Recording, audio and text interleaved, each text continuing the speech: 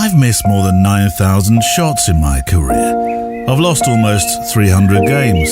26 times I've been trusted to take the game-winning shot and missed. I've failed over and over and over again in my life, and that's why I succeed. Michael Jordan said that, and there's one particular word in there that's, it's a sub-theme of many of our shows. But today's in particular in a couple of places, and a third actually, if you include the extra mile, and that word is why. But let's make a picture to start our walk. I've come to lakes today, and I often walk close to this lake, but I don't think I've ever walked around it. A quick sketchbook image to start the day. What are we at? We're in the woods a bit at the moment. 500 ISO, 5.6, 1/2/5. Some lovely sunshine today. I think we'll get dappled light through these trees. There we go. A sketchbook to start the walk. The Photowalk. We've got some wonderful guests coming up. It's a busy week ahead in the studio.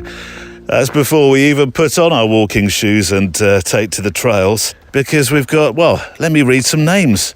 Jean Fruth, an incredible sports photographer. Grassroots Baseball, Where the Legend Begins is her book, although she also photographs music and all kinds of travels. So Jean Fruth. Ilvinia Kitchen, who is a documentary photographer from the Netherlands land. Her stories are powerful indeed.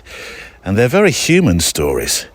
For instance, travelled through Africa in an old car, spent a week documenting a violent white supremacist boot camp. I think there's a lot to talk about. There's some softer sides too.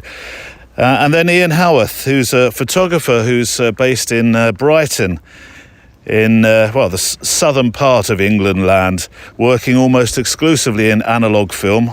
His eye, quote, is magnetised by the sometimes kitsch nature of the UK's seaside towns. Hoping, actually, when I go down to Brighton come the autumn, I'm going there to make a talk, actually, to quite a large camera club.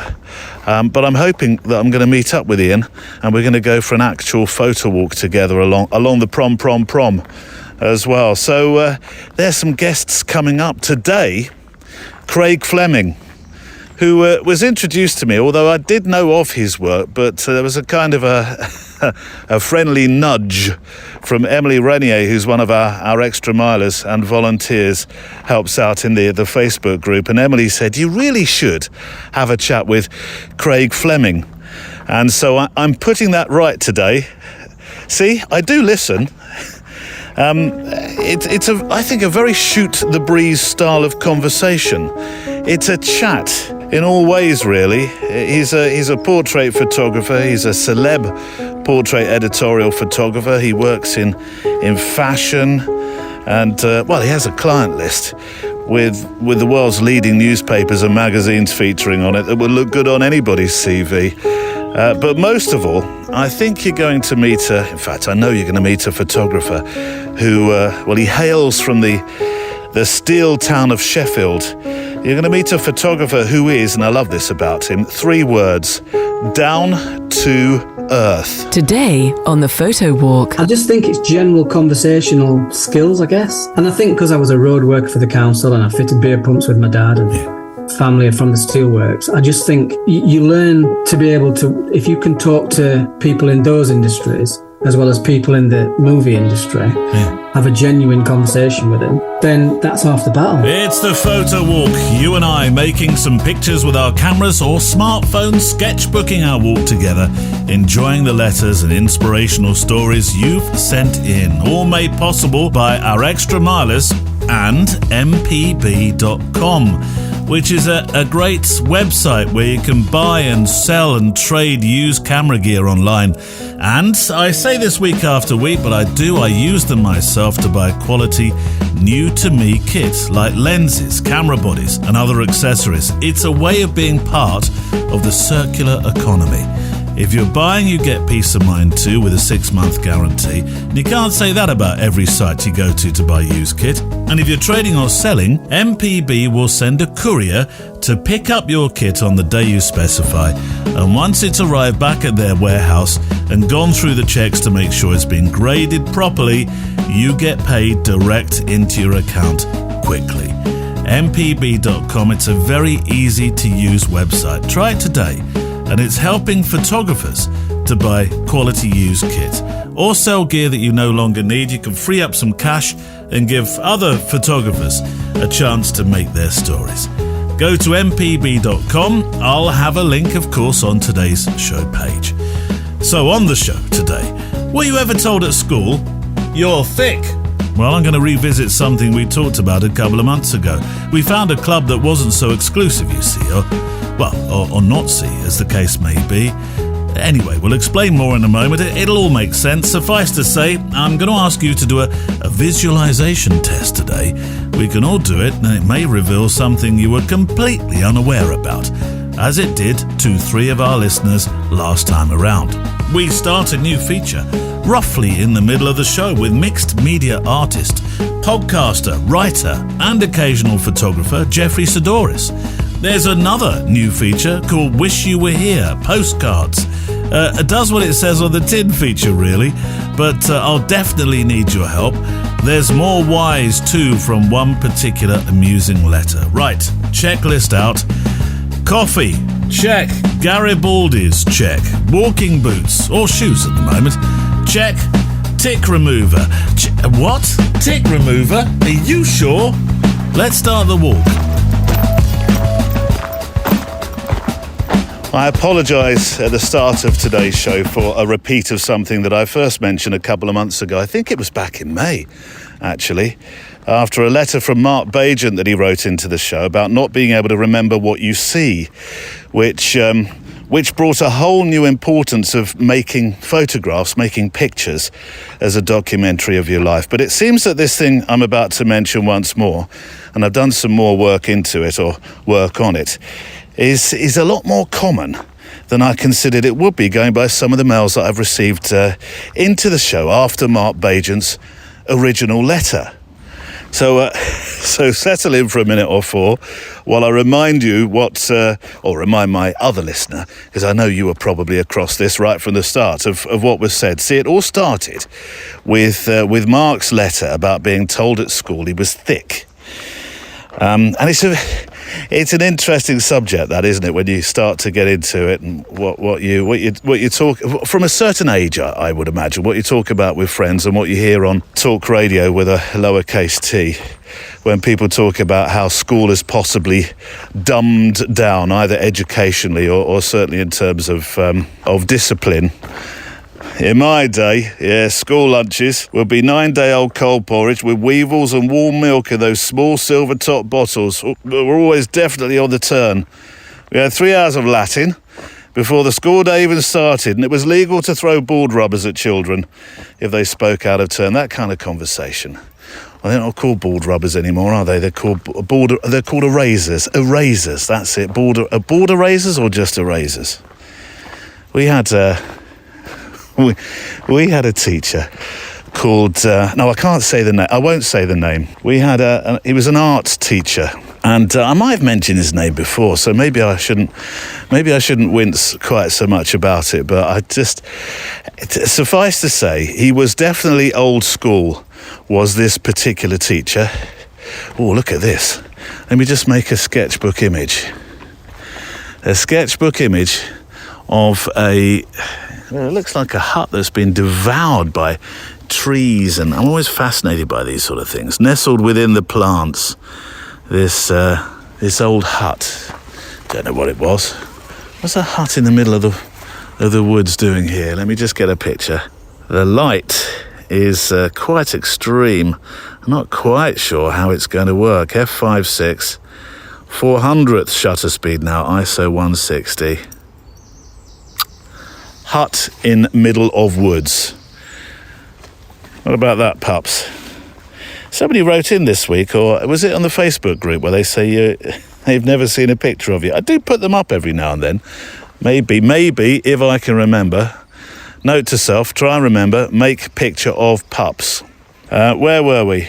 Oh yes, the school teacher. Yeah, he was quite fierce, my art teacher, and he had the ability to throw an eraser at you over his shoulder without even looking. He could pick you out at 10 metres. Back to Mark. Firstly, yes, I was told by a teacher that I was thick. After 6 years schooling, it was discovered that I was short-sighted and couldn't see the blackboard and wasn't learning because of it. But by the time the issue was discovered, it was far too late. I was way behind and I was labelled as trouble. But there was another problem that was at the root of a whole plethora of possible barriers for Mark and his education, and it's this. Re my love of photography. I told you it changed my life, but I've just made a discovery that adds to the importance of photography to me. It'll start with a question. If I say, and this is where you can join in with the programme today. If I say see an apple in your mind, do you see it? Is it green? Is it red? Does it have texture? Does it have a stalk? Does it still have maybe a leaf attached to it from where? Neil, stop. I'm trying to imagine an apple, and you keep asking me about the apple. Okay, let's start with a simple question then. As Mark asks, imagine an apple. Do you see it?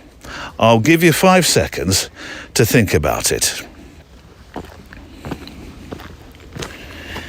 You see, says Mark, I don't see the apple.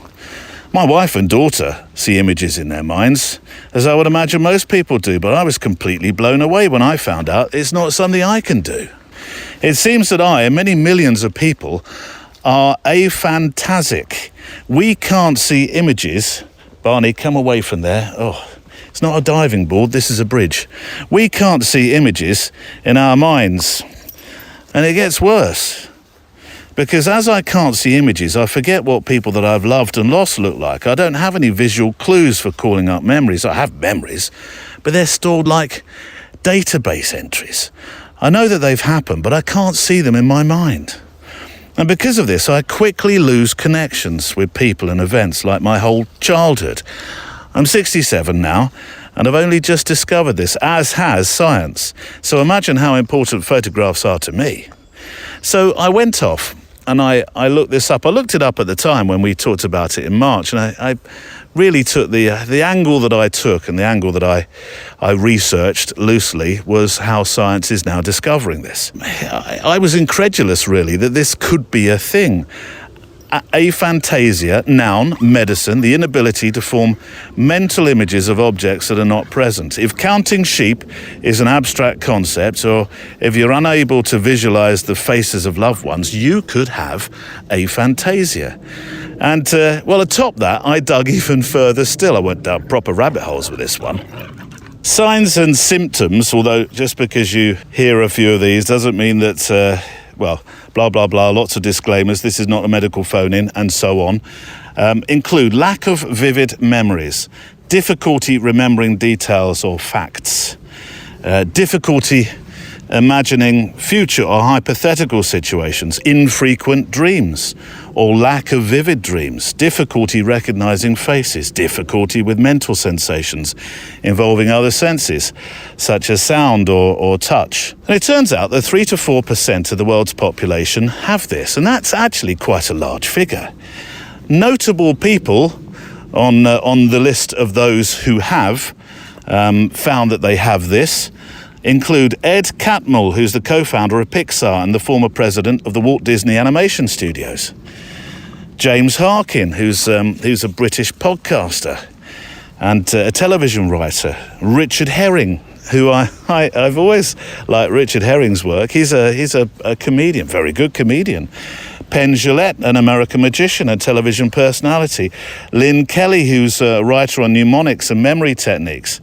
And Kelly reported that Lynn reported she has aphantasia, but notes that she still uses personal memory methods like the memory palace, which are typically thought to rely upon visual memories.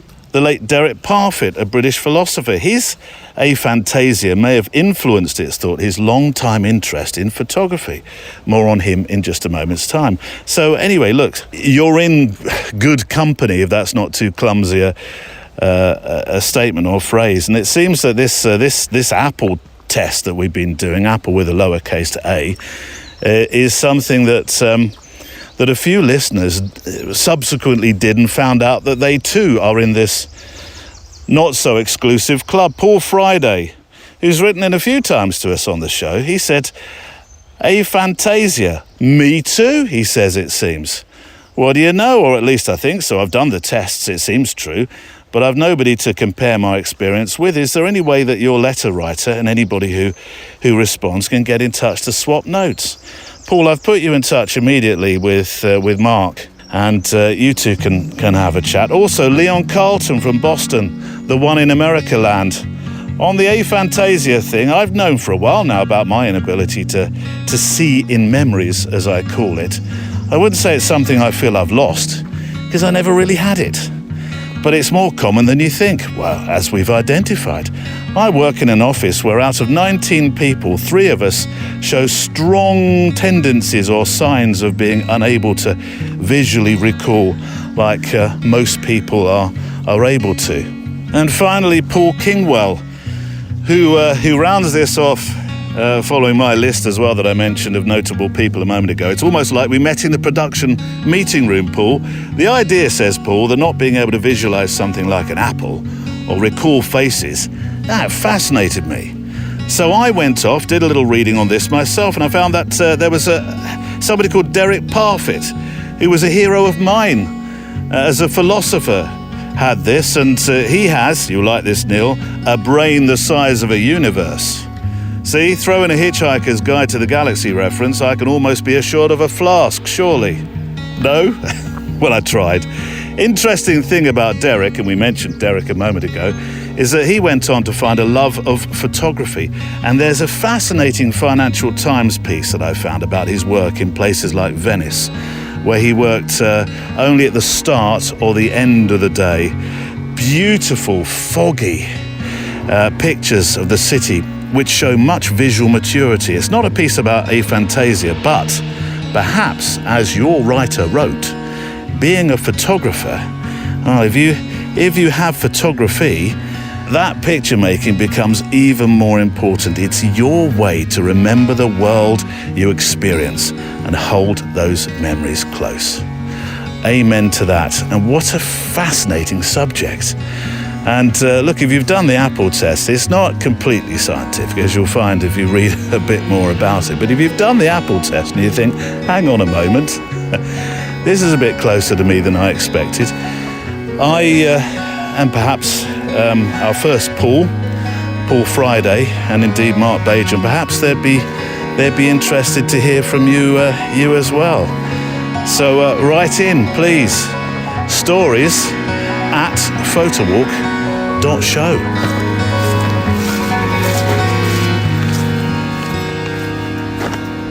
Barney, pups, listen to this. Well, with the exception of the A4 road, which is just about half a mile or maybe less over in that direction, there's a railway track close-ish to us, and somebody's just gone up in an aeroplane to ruin the day. With the exception of all those noises, it's reasonably quiet here. But I think that's because we've wandered into a get off my land patch. I did go past a sign, but it looked like really but there was also a public footpath sign that sort of half pointed this way as well. So I'm not quite sure, but there's nobody here, which does rather suggest that it's... Well, I can't see why this would be private. This is a beautiful long footpath. Let's not get back onto the subject of get off my land, because last time I went for it, last year, it upset quite a few people. So moving on swiftly, it's a fascinating subject, isn't it, he says, turning left at the traffic lights and diverting back towards where we were, aphantasia. And here's a sort of PS to that piece, different subject altogether. I'll ask you a question in a minute, but from that Financial Times piece, as I say, different subject. It involves the photographer we were talking about, but it's a different subject. But as an offshoot, perhaps it's something that you can write into. Although he being Derek Parfit, thousands of rolls of film over more than 2 decades, Derek, it's believed, thought that he only really managed to produce 120 good photographs in that time. These were the result of an intensive and ruiningly expensive post-production process in which colours were manipulated and extraneous items such as cars and vapour trails and, more often than not, people were removed by this professional processor. Parfit, you see, was an enthusiastic early adopter of Photoshop. And it got me thinking, that's dangerous for you, Neil, don't do too much of that. It is a bit dangerous. For me, I'm not quite like the professor who probably retires to a library with a mountain of books.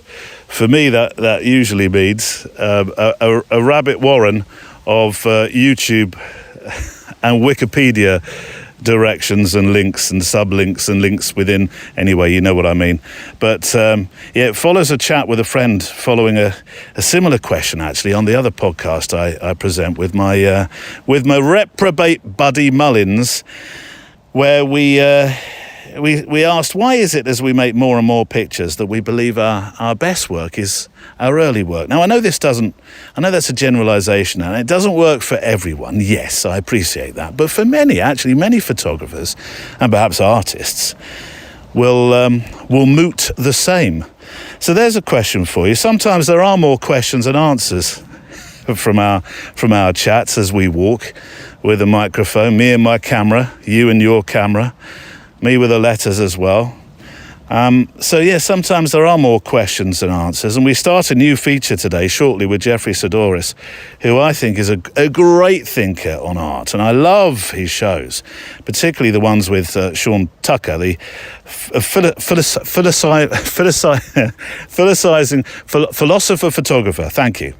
On YouTube, the show that they presented together called Deep Natter. Anyway, more on that shortly, but I'd be interested to know your thoughts. Your work, the work that you did right at the start of this thing, do you think it's some of your best? And why would that be? What is the philosophy behind that? Right, over the summer, and I appreciate in the Northern Hemisphere it's called summer, and in the Southern Hemisphere something entirely different. Although your winters sometimes feel like my summers, they really do. I would like to challenge you to send in a picture with as many words as you would be able to fit onto a traditional postcard, which is very different depending upon how you write. I mean, my mum scrawls, God bless you, Mum. Sorry, I look into the air as I say this. I'm always in trouble. No, you're not, Mum. My mum had a particular writing style, which meant you'd probably only get, 20 words max on a postcard, and that might include the address. No, I'm teasing now. Maybe a few more than 20. And then I used to write to my grandma and granddad, and I'd write teeny small, tiny small. I wanted to get as much as I could on there, including always running out of space and ending up writing around the postcard, bottom to the left, to the top, and then to the right-hand side, and then along the bottom again to try and finish my thoughts and story. So so send me a picture with as many, for most people that's not as daft as the amount I was trying to squeeze on. Just a few words really, isn't it? Just a few words. We're going to call the feature Wish You Were Here. And I'd love a picture of where you travel on your holidays, or if you're not vacationing, because I know not everybody is, somewhere where you've been, although I do like to keep it pretty current, you know me. Or maybe a wish you were here can be something from your town. I mean, in our town, I remember the local shop with the postcards, what was it? Was it Creasy's? It used to, it had pictures. I always remember the postcard because I think we had it. I think we had it at home. Mum and Dad loved collecting postcards. It was a picture of the local cinema. Was it the Odeon? Was it the ABC Odeon? Not quite sure, but a picture of the local cinema. We had pictures of pubs, local pubs. I think Dad collected those ones. Wish you were here. It's a postcard feature. Now, I've been trying to launch a postcard feature. I'm absolutely sure about this. It's 2 years of trying to launch a feature like this, and I've never ever succeeded. So it's down to you, this one. Let's try this for the third summer in sequence. But we didn't call it Wish You Were Here last time. Maybe by focusing on it, excuse the pun, a little more, then we'll get this one off the ground at last. And actually, if you think about the Southern Hemisphere, when you turn into your summer, we could continue the feature. And you could honestly say, wish you were here, and we'd be thinking, yeah, I wish we were. So I'm going to start with Phil Ferris, who sent in a letter a little while back, and he didn't intend this to be a wish you were here, but I think this works quite well with the feature. Not so much a submission, says Phil, for anything, rather my way of sharing some recent shots. I am sure your hectic life keeps you off some social media, but I made some posts recently of St Ives and Porthleven on Facebook that you might not have seen. So he's sent me those pictures, some of which I will put on the show page that I think are a great way to start this feature. Wish you were here. All the best, Phil. I loved St Ives. You're quite right, and I love it. It's not loved. I love St Ives, and I love Porthleven, and they were and the reason I have a soft spot for them, as Phil said within his letter to me, was purely because they remind me so much of wonderful holidays with Mum and Dad. We were staycationers. I did not get on a jet until I was, I think, about 18, possibly 19 years old, maybe older. Actually, now I think about it, no, we were staycationers. I have a pretty good geographical knowledge of the UK because of that. Wales, England, all over England, Scotland. We didn't go to Northern Ireland, but there, you see, there was a sea in the way of that one. So, no, we didn't go to Northern Ireland or Ireland. I would love to have done that, but certainly Wales, Scotland, England, and Isle of Wight. There we go. They were the places we staycationed.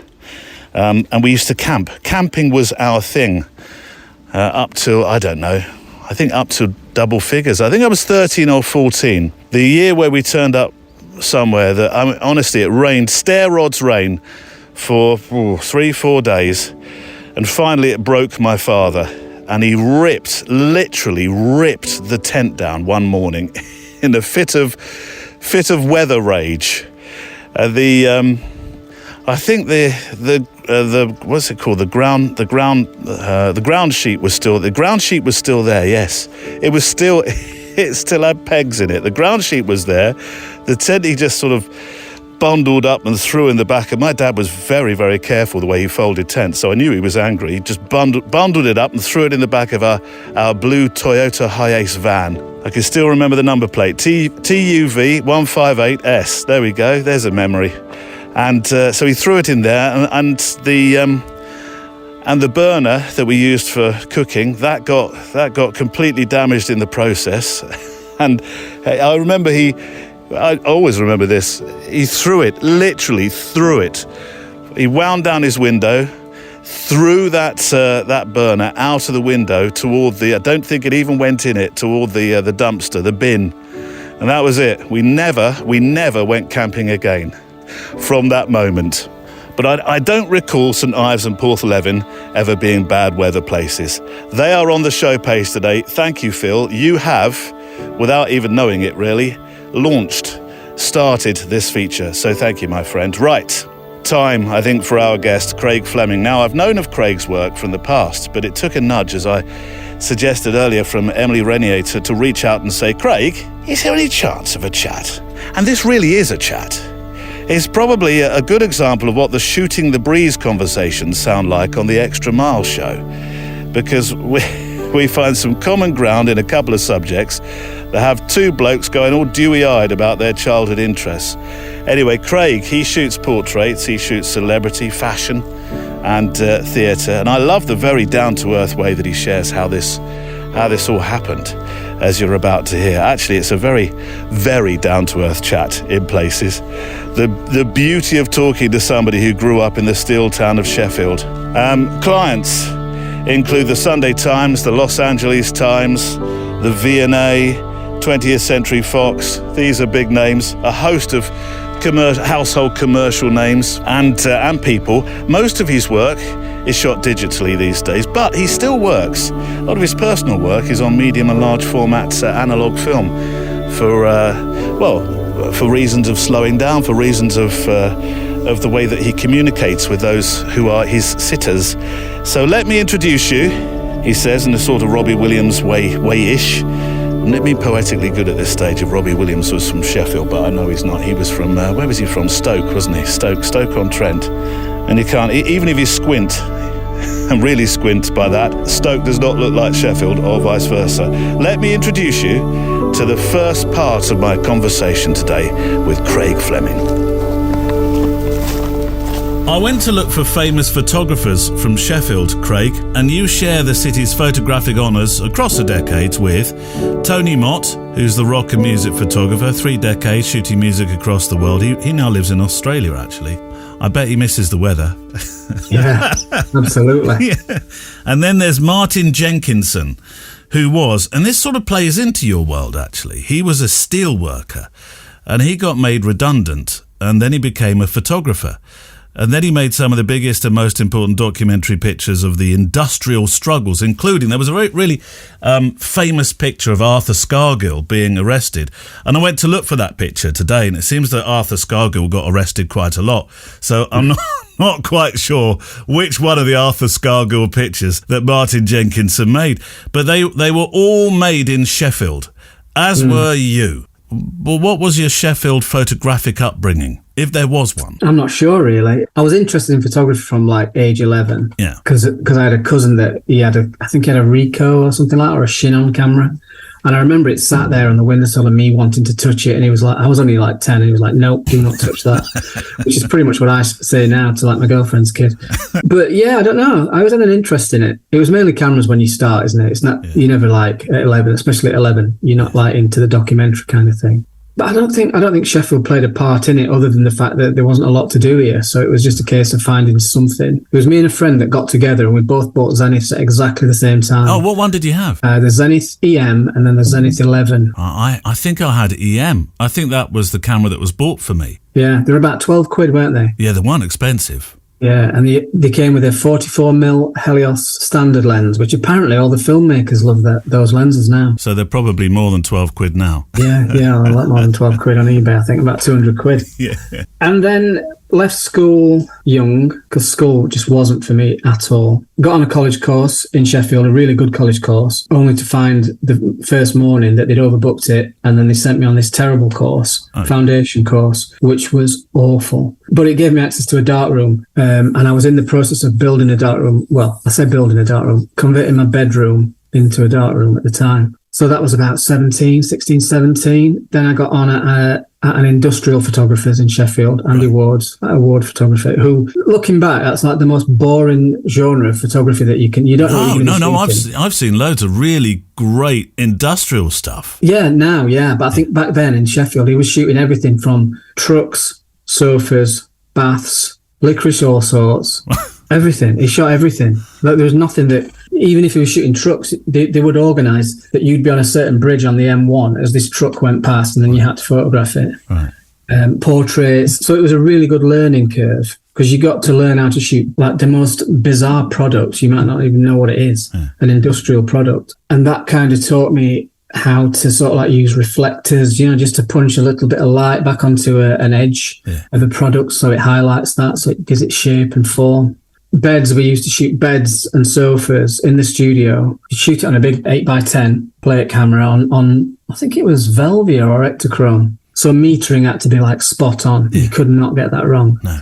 And also with the 810, we'd have it set up on a massive tripod, and then the beds, we'd have sort of like tracing paper on the back plate, and the shape of the bed or the sofa would be there, so that when you wheeled another bed in or sofa, it could be the same place. It had to be exactly the same position. You'd be doing that upside down, wouldn't you, on that?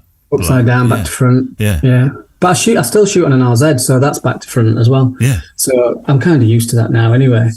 And then that ended. I left there, and then it was just sort of like you're out on your own. But I was only like 19, so I ended up like working at the council for ages as a road worker. Well, I say ages, about 2 years. But when you're 19, it feels like forever, doesn't it? That's a fair proportion of your life. That's why life speeds up as you get older, because it becomes percentagely, if there's such a word, less. So I hated working at the council. And then one Friday when we were leaving, I think it was a bank holiday, and one guy said to me, we were in the cabin, and he'd already cracked open a can of Stones Bitter, and as I was leaving, he said, I was talking to him about photography, and he said, if you've got another love or a passion in life, he says, follow that. He says, don't think that this is a career. This is a terrible job. Get out of this. And then I never went back. So, and I had small jobs in between, sort of like part-time and stuff, but went semi-pro virtually straight away, and then just bumbled along doing bits of everything. So did you follow that sort of social photography route when you first started, or did you swerve that? Because I'm fascinated how people choose their genres, or whether the genres actually choose them. I don't think it's easy necessarily to move into the social arena, but it's perhaps more understandable for many photographers. But becoming a portrait, celebrity, fashion, theatre, beauty photographer, well, there's not easy, as you might say, about following that particular path. No, I did a bit of social stuff. I did a few weddings and stuff in the early days, mainly to pay for kit, because weddings seem to pay more than a commercial job, especially these days. Well, they do, now they do. Yeah. But I try and avoid those at all costs. I think I've done one this year for a friend, and that's about it. But yeah, I kind of just fell into that portraiture thing. And I always shied away from portraits. I wasn't an introvert, but I just couldn't be bothered to talk to people most of the time. I think I was just quiet really, but not in an introverted way. And then it was only like 6 years ago where I just decided that portrait was what I really, really wanted to do. Yeah. And I was good at it at college as well. I look back at some old negatives years ago that I found that there was no one to photograph at college. I just photographed like my fellow students and tutors and stuff. And I remember shooting them on a Hasselblad, and these portraits were really, really nice. Just black and white, dead simple, one light. And that's pretty much what I do now. Well, I was going to ask later on, because I saw, I might as well ask now. I've been devouring your Instagram feed, by the way, reading all your thoughts and your stories and stuff. And I did see one, there was a short excerpt, a film piece from one of your mentoring sessions. There was more than one light. There was a, how do you say this word? Fresnel? Everybody says Fresnel. Yeah, Fresnel. I think it's Fresnel. Yeah, I hear people say Fresnel as well. I'm thinking... Yeah. I used to. Yeah, Fresnel. Well, I thought it was Fresnel. So I saw Fresnel bouncing in from one side. I saw some fill, I think, from the back. So you are not reasonable. You are a very technical photographer. Probably learned from photographing beds on a camera where you put tracing paper on the back of the plate upside down and back to front. And also the test shoots as well. That's where you can really play around with different lighting setups and stuff. But a lot of the time on the workshop videos that's on Instagram, I think there's one shot where I'm using continuous light because I'm now sponsored by Nanlite to use some of their kit and just to talk about that. And it's really nice kit actually. I never thought about continuous, but I always used to like mix flash with a bit if there's some daylight coming in. Some of the studios that I use, if it's for a test shoot, they tend to be cheap studios. You know what I mean? And they're not always brilliant. They're not always light proof. They don't always have brilliant kit. So I got used to having to mix daylight with flash or with continuous. And I did a one-to-one workshop with a girl the other day. She came up from London. And what she said to me was, what was interesting in the workshop was, she said, I was watching how your brain worked and you just did it so quick, the changes and stuff. And you talked about them really, really quick and you almost sort of like passed over it. Whereas we were all kind of like listening in and frantically writing notes. And I think that's with lighting, that's what it is. You're just looking all the time and seeing what's what and what's where and where it's coming from. And, if it's overpowering a certain light and just compensating and stuff. So I think that doing all the test shoots and stuff, and as well as the industrial work when I was young, it gives you that confidence to play around with light and then just to use what's there. Don't worry about if there's a window and there's a bit of light streaming in, use it. Yeah. Especially in creative photography, creative portraiture. Well, it's like an unconscious competence, isn't it? When we go driving now, you don't have to think, well, we're second or third. Oh, do I need to do fourth yet? Or when do I go? Yeah. You don't do that, do you? You just. Yeah. That's a good way of describing it. Yeah. I used to use the term that Minolta coined. I think it was fuzzy logic, which is like, for me, it's like I'm not entirely sure how this is working, but it works, kind of thing. So have you said goodnight to Flash altogether now then? No, I use Flash. If I use Flash, I will use it in some studios. I use it outdoors as well a lot. I'd considered continuous. I had an old video 4-tube Bowens thing, which is about 2.5 foot across by 18 inches. And I bought that just as LED came out, thinking, when everyone started saying you've got to get into video, you've got to get into video.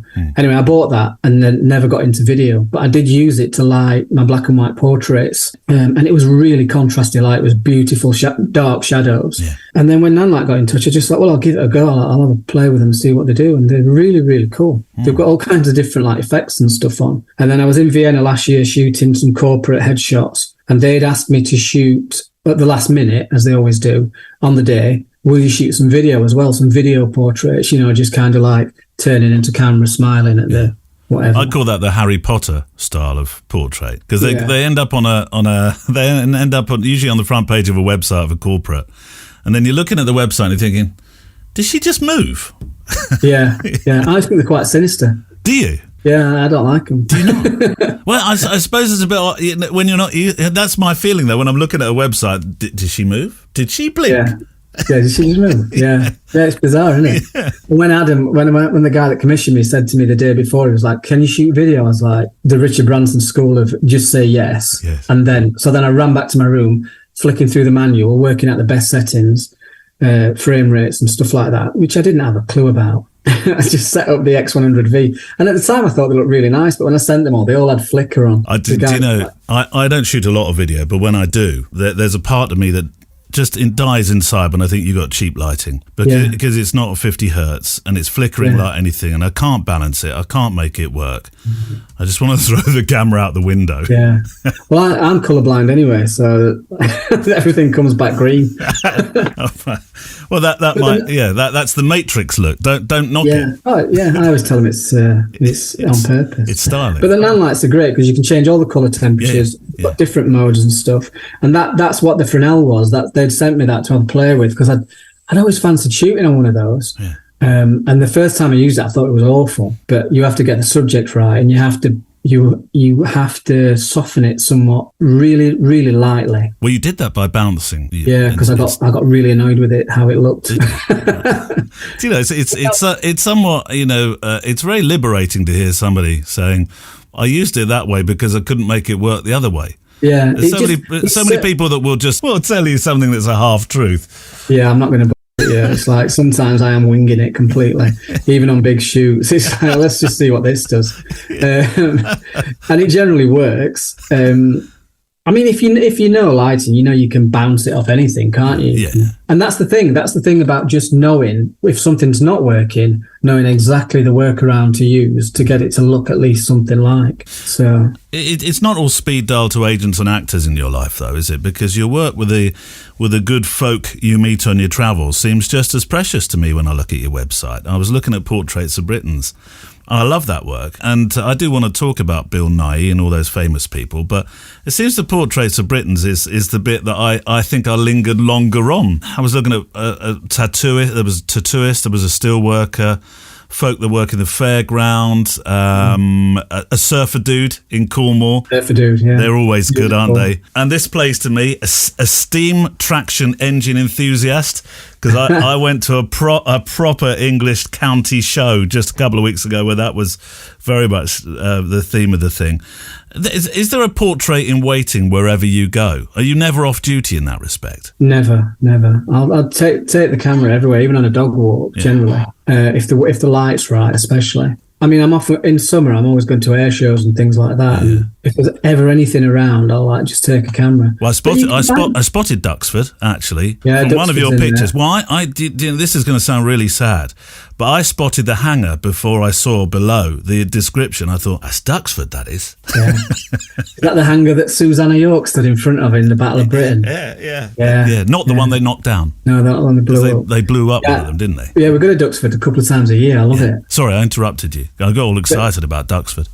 Yeah, I always get excited about Duxford. The steam traction engineer, that was at Old Warden, where the Shuttleworth collection Yeah, my dad used to take me there all the time for the vintage displays. Yeah, we were there the other week. I haven't been for years. There's a guy with an old, is it a Thornton Packard camera? A massive big box. It's a box with a glass plate in. And happened across him while he was waiting for the pilot of the Bristol Scout. He was going to do a portrait of him. And I what did I have? I think I had a GFX with me. I didn't have the RZ. Yeah. And I got talking to him, and I got a lovely portrait of him. So yeah, there's portraits everywhere you look, and they are more precious in a way than the celebs. Well, yeah, I think that is your diary, isn't it? That's Yeah. I have lived. This is where I went today. Yeah. Which I think is they're very special. I went to an air show yesterday as we're recording this. I went to the Air Tattoo. My brother was there on Thursday, and it got rained off Friday. We normally stay over on the campsite at the side. God, I bet that was muddy. I didn't go this time. It was all right last year when we went, Yeah. but you get all the fly-ins and stuff, don't you? So you get to see all the stuff that's in static. I waited right to the end, and I went through a monsoon to wait for this particular moment of the B-52 landing with a parachute. It was a parachute landing, and I thought, I'm not missing that. But they're a special breed, aren't they? The people that go to them with their lenses, because I just had an 85mm equivalent, so I had my Fujifilm X-H2S with a 56mm on it. So, and then an X100V slung around my other shoulder. I must have looked like my mum used to look when she used to go to air shows, and she'd take pictures of the red arrows, and you'd say, look, that's a red arrow. She'd say, no, it's not, Mum, it's a fly. What are you talking? Where are the red arrows? But they are a very special breed, the photographers that go to these air shows, aren't they? Yeah. It's their lenses are. It's like looking at a pack of Ferrari owners, And they just like click, click, click, click, aren't they? They're like just like machine gun clicking. Yeah. 800mm lenses, and I just think, what are you going to do with these images? Well, I suppose in some respects it's the most purest way, isn't it? Because I did ask the guy that was next to me, so what are you doing? Have you got an Instagram? And he said, no, I just look at them myself. And it's the same people every year. We see people at Duxford, we see them at Fairford, and we see them at Shuttleworth, and any others that we go to. You see the same people year in, year out. Yeah. Never speak to them, but they're always there. And people flying from all over the world. There were a bunch of American photographers I talked with that say, they love that show. They'd really missed it during COVID. This is their first year back. Yeah. And they follow the American wing around. And, they're a great community, aren't they?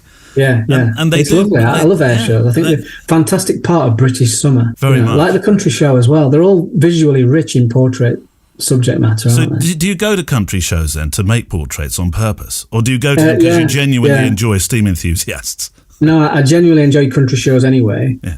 But I do go primarily to make kind of portraits because there's so many amazing people at them. The characters are just incredible. And with Portrait of Britain, or Portrait of Britons that's on my website, that's kind of like, I always think as a portrait photographer, you need something that's going to have a bit of longevity.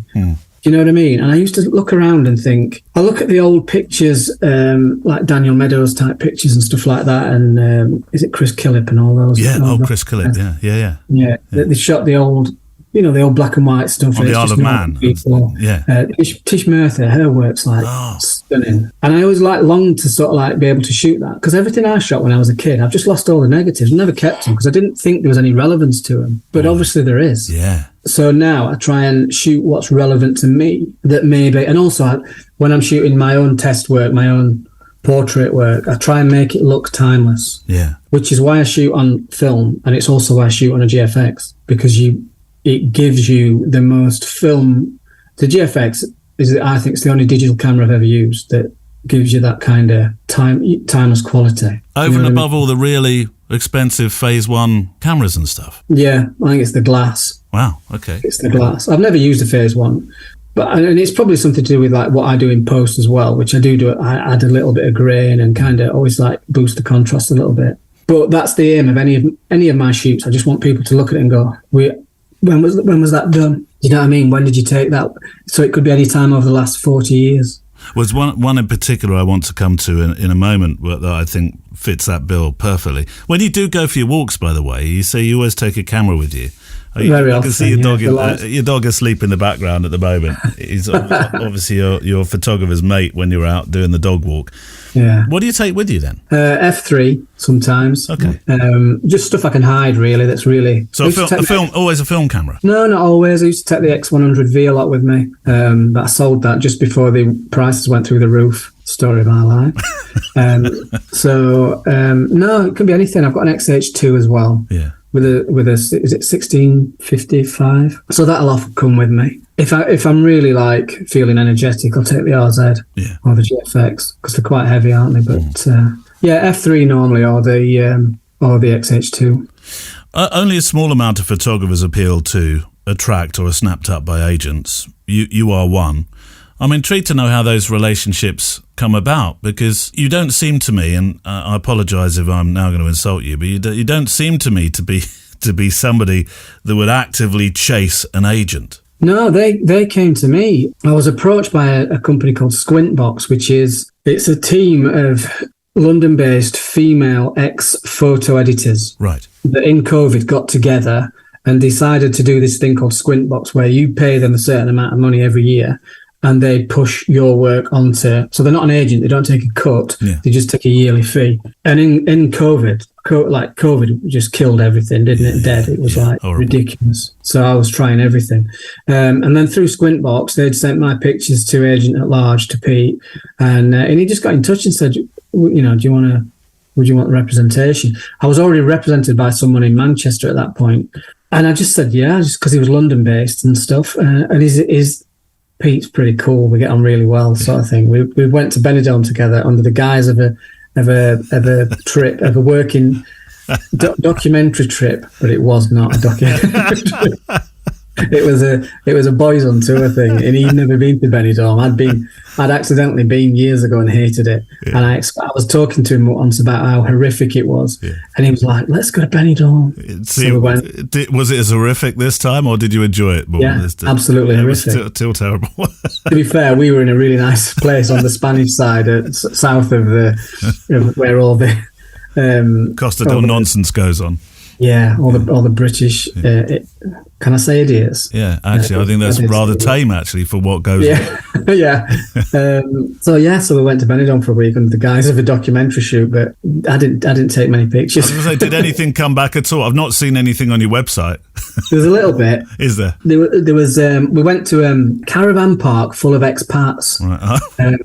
And it was like static caravans. They'd all done up in their own sort of, like there was one that was dedicated to Leeds United and Elland Road, and there was like stuff all over it. And it was weird. Yeah. Everyone seemed they were all really angry about Brexit, which initially that was what the documentary thing, when we were serious about shooting a documentary thing, that's what we were going to do. We were going to photograph and interview expats about how Brexit's changed the way they live out there. Yeah. But we didn't need to interview them because they were all really angry about they have to go home every 3 months and then stay there for 3 months and then go back to Spain. Is that how it works? Is it a 3 on 3 off sort of? 3 on 3 off, yeah. Oh, dear. But we left that caravan park completely and utterly depressed and just went and got drunk in the hotel. He didn't want to do the project after that. No. And how has that affected? I was going to say, has it affected? But of course it has. How much has it affected your ability to work in Europe as a photographer? I think it depends on the client, doesn't it? It depends on who's booking you. If it's a British client booking you and going abroad, then that's because that tends to be what I've done when I've worked abroad. Yeah. But I imagine it's changed if it's a European client, because it's the same with a US client. Like the paperwork, if you ever work for a US client, the paperwork, is it a WB9? I don't know. I've never managed to get anywhere close to the kind of visa I would really like to go and work in America, because I would love to. And we have a huge American audience. So I'm just doing a big hint here if anybody wants to sponsor me. Yeah, sponsor us. Because that's you look after yourself. You've got that's the dream, an American road trip. Everybody wants to do it. Well, never mind the Benidorm one. Can we do an American one together, you and I? I'd do it, yeah. We'll get some sponsorship. Yeah. Fuji, if you're listening. There we go. Yeah, I like And Craig Fleming will return for part 2 of our conversation shortly. We've walked a long way up this path that's apparently private, not private. Get off my land. Let's get a picture, pups. It stretches into the distance. Not quite like one of those American scenes where roads seem to stretch forever and ever, and then a bit more of an ever. This one does seem to have an end-ish. Pups, don't go forward. Let me get a picture. Barney, wait for a second. Here we go. You're being a good boy. Good boy. He's a bit hot, actually. Let's go find some shade in a moment. I've got some water with me. That's nice because we've got a vanishing point in the middle of the picture. I always like vanishing points in the middle of pictures. F4 1600 ISO 160. Just a little sketchbook. The vanishing point meets the horizon, sort of. And the dog's walked into shot already. I won't be taking a second one of those then, Barney. No? Okay. And sort of meets the sky, dissects with the sky. Right. Have you been walking anywhere in the world that we should know about? Please send in your thoughts, your stories to me, please, to the Photowalk show. Send them to stories@photowalk.show. Stories@photowalk.show. If you're sending pictures, 2,500 pixels wide, please, if you can. That prepares them nicely for the website. And although if you can't do that, don't worry. You're about to say, Neil, you'll do the heavy lifting. I should have a T-shirt, shouldn't I, with that written on it? Come on, pups, this way. Let's get out this sunshine. Yeah, I'll do the heavy lifting for you. Would you like, before I go into, what have we got next? We're going to talk about the feature roughly in the middle of the show, pups. Would you like, in the meantime, what's that on your back? Hang on a moment. Mind. I don't know whether that's a tick. Gone. Got to be so careful. The other day, this is this is going to make you itch. The other day, this is a reason for not having dogs on beds, Neil. I know you're going to say it. Let me get your treats out. Here we go. We'll call this a halfway snack. Never mind feature roughly in the middle of the show. Snack roughly halfway in the middle of the show. Right. Put one of these in your gob. Oh, crunchy one, that. Second. There we go. That's nice. Yeah, the other day he came in, and I've since then put a fence up that has a hedgehog hole in it. But there we go, another one. He came in, and he popped straight up on the bed, and it was in the morning. He'd been down to where the hedgehogs live, or the hedgehog lives, or Hedgie, as we call him, the Hedgie house that I made years ago. It's quite popular. It gets visited quite a lot. I think it's on the map for hedgehogs. They think, we're going to Berkshire. Let's go to the hedge house. I've got a nice place here. And so he went down the end of the garden, and he brought back a tick. I'm blaming Hedgie, but he brought back a tick and left it on the bed. And this thing was just walking across the bed. Sam said, "What is that?" So there we go. The story of the tick. Fascinating, Neil. Move on, please. I will do. Right. Feature, roughly in the middle of the show. We've got two, obviously. We always start with the assignment because that's a rolling one. 2 to 3 weeks in now with this assignment. It's from Alice Tomlinson. As the web page says, and I will link to the assignment page, this month, renowned British editorial and fine art photographer Alice Tomlinson sets an assignment where she challenges you to make a set of 3 photographs inspired by some text. Now, that text can be anything. It can be from a book, it can be a song, it can be a poem, it can be... I'm trying to think of something now. I know. I took some pictures. This is going back a couple of years now, although I did see one quite recently that was cast aside in a hedge.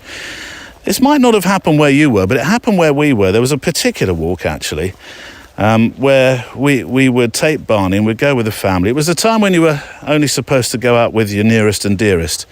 And somebody, an artist, or I assume an artist, had written some nice signs and left them along the track.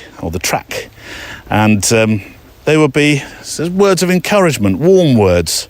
Words of back on the bed, words of community, words that, they were really positive words. And they always raised a smile. There we go. They probably would have been perfect. They certainly were inspiring at the time. So, I don't know, it could be a song. Why Bob Dylan is coming to mind.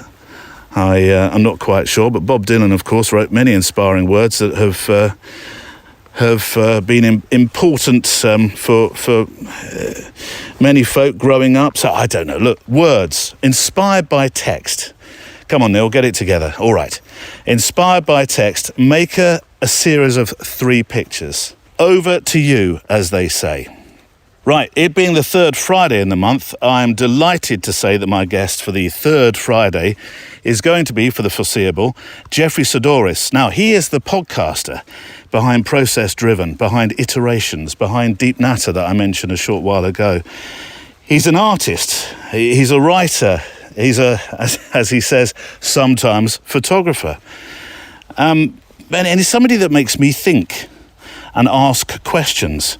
And I'm hoping that this short 10 to 15 minutes with Jeffrey each month is going to do the same for all of us. You kind of feel your way when you start a new feature. And the two of us are hoping that this feature that we've called Personal Connections will in some way connect with you, where your thoughts from what you're about to hear will form, hopefully, our next conversation. So today we're going to muse over two subjects mainly. Going to art galleries, which I think is a great way to... I just think there's something about going to art galleries, as you're about to find out, it's really special, emotionally, particularly. And we're also going to talk about AI. Don't worry, you won't get a nosebleed. In particular, AI's relationship with art. So here's the first of our personal connections, third Friday in the month. And I'll be spending those Fridays in the middle of the show, roughly, with Jeffrey Sidoris. Jeffrey, it was 2003. I went to the Tate Modern. I'm hoping I'm going to get the name right. Olafur Eliasson was the artist, and there was this huge in Tate Modern. Have you ever been to London's Tate Modern, by the way? I have not been to London, full stop. Oh, right, been. Okay. Yeah. Well, when you do come across, I want to show you the Tate Modern and the Turbine Hall in particular. This Turbine Hall is massive. It's the big power plant that fed most of London, I think. Somebody will correct me on that, but the Turbine Hall is huge.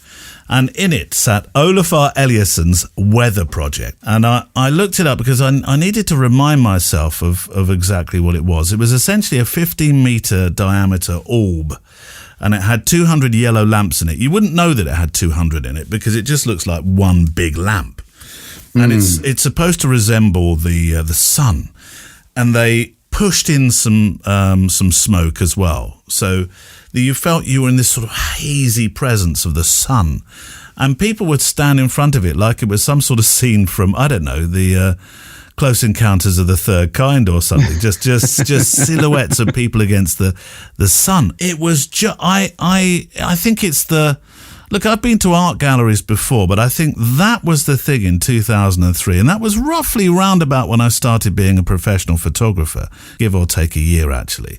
That convinced me that you need to go and see art because I'm going to sound very woo-woo with this, but it's good for the soul. I would agree 100%. Yeah. And it doesn't translate. There are some things.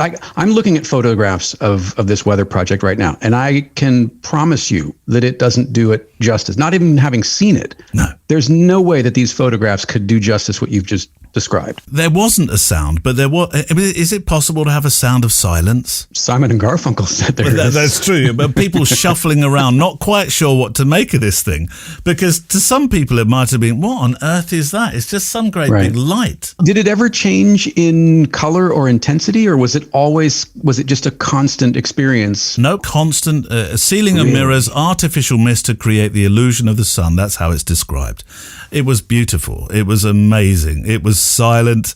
I took a lot of pictures that day, and it was probably the first art installation. I'd been to the Tate Modern before, but it's probably the first art installation that I saw that just convinced me you need to go to a gallery. And I wonder what your first one was, because you're more of an artist than I will ever hope to be. I mean, the first one I think I can remember was probably the traveling Tutankhamun show that went around the country here in the States. Is that art or is that history? Well, it's a good question. I mean, they were artifacts. So I think that was the first time I ever went to a museum as well, was seeing that. Gosh, first thing I remember as art. That's a tough one. I don't know. I'd have to really think about that. But I do agree with you 100% that there is something that happens in the presence of art. I mean, I'm looking at photographs of this weather project, and there are people just lying about and look like they've been there for hours to be in the presence of this thing. People would bathe in the light. But you've had a similar experience to that I've had, I think, and in this very same museum, you will find Rothko. There's a floor with Rothko. Now you're a Rothko fan as well, I think. Now I love Rothko. Yeah, and I can't tell you why. Well, that was my question. Why do you like it? Because I don't know. Because to many people, it's a slab of color at the bottom and a slab of color at the top, if you want to be broadly simplistic about it. At first glance, yeah. But then when you think about or learn about how that process, it's not just, first of all, it's not one layer of paint. He didn't just mix up a layer, a particular color and then lay it on. The paint was thinned out very, very thin, and there are layer upon layer upon layer upon layer to get those hues and get those shades on the canvas. I didn't know that. There are multiple layers. And there's some interesting things that happen when there's no discernible subject for me. I mean, it is just color. He just wanted you to have an emotional response, which it looks like something similar to what Olafur was after with weather. There's no subject per se. It's not figurative. There's nothing to focus on per se. It's just color and shape, and you somehow have a reaction or an experience with that. And often, one of the things that I love about living in DC is that the museums, and I've said this many times, the museums are free. So you can go as often as you want and stay for as long as you like or as short as you like. And often when I go down to DC, I'll go into the Rothko room and I'll just sit there for a few minutes. And I can't tell you why it brings me such joy or comfort or confusion, or I don't even know what it is. But you walk in, first of all, there are two rooms. And the first part of the room is Stations of the Cross by Barnett Newman, which is another really terrific series of paintings. And then on the back side of that is this Rothko room, which are, 12, 15 paintings. Yeah. And it just makes me feel good to be there. And every time I go to that gallery, I go to the National Gallery pretty often. I mean, it's not weekly, but I go pretty often. And every time I go there, I leave energized, I leave inspired, whether I see an entire show or just a few pieces or, some combination of the two. I love seeing art in person. I love the smell of the museum. I love seeing how the light refracts over the surface and reflects back. And you can't get that from a screen. You can't get that even from a book. I mean, a book is second best, of course. If you can't get to a gallery, and I understand that unless you're in a city or, proximity is close to a gallery or a museum, you may not have the opportunity. So in that case, a book or a magazine, some sort of printed matter, I think is the second best. But boy, if you can get to a gallery or a museum, there is just something about being in the presence. Maybe it has something to do with the maker themselves, that you're 1 degree away from the maker's hand that created that piece, in a sense. Yeah. I don't know if that's some sort of connection that you can just sort of feel. I don't know. Emotional response is one thing that I find fascinating about galleries. Yeah, absolutely. And one of the things that I have come to love doing is I'll ask people, what do they see? What do you think of this? Yeah. Whether that's people who are working at the museum, like a docent or even security guards or, whoever it might be, to people who are there looking at it. And it's been a lot of fun to strike up conversations and hear someone else's take on what they're looking at. Then they may see something completely different than what I see, and they may take away something completely different than what I take away. It's a chance to see that same piece of art from a different point of view. And I really like that because I know a few things, but I don't know much at all. And I'm lucky enough to have made friends who are in the museum system and gallery system here. And I get to go experience some of the things through their eyes and accompanied by their knowledge and their experience. And that allows me to see that work in a different way. So soon into our relationship, I'm going to throw a real, what we would call in the UK or England in particular, you might not have heard of this expression before, a googly at you. Have you ever heard that? Sorry, no, I was expecting spanner. Well, it's the way the ball twists and turns as you bowl this ball in cricket. It's very English. All right. Well, anyway, let's not get stuck into that. Hit me with a googly. But I'll hit you with a googly. It sounds a bit painful, doesn't it? Yeah. Okay, so we're going to have separate conversations about this, but I do want to bring it up on day one of our newfound relationship. Yes. Would it make any difference to you if the artwork that you're looking at had been created by a computer? I'm saying AI here. Because AI would do a pretty good job at recreating a Rothko. But what emotional response would you have? Well, that's a tough one, because you're right. They are the AI solutions that I've seen so far are very adept at recreating. Yeah. And I think that's the distinction, is they are recreating. They are scraping and interpreting. So, there are lots of posts online right now on the social networks about, can you tell whether this is a photographer's work or an AI's work? And it's like, well, it doesn't matter whether I can tell or not. You know that it is or it isn't. Yeah. And part of what is really wonderful about art is, as someone who is trying to make art, as someone who paints, part of the process, I won't even say journey, because I think journey it gets overused. It gets sort of bantered around a lot.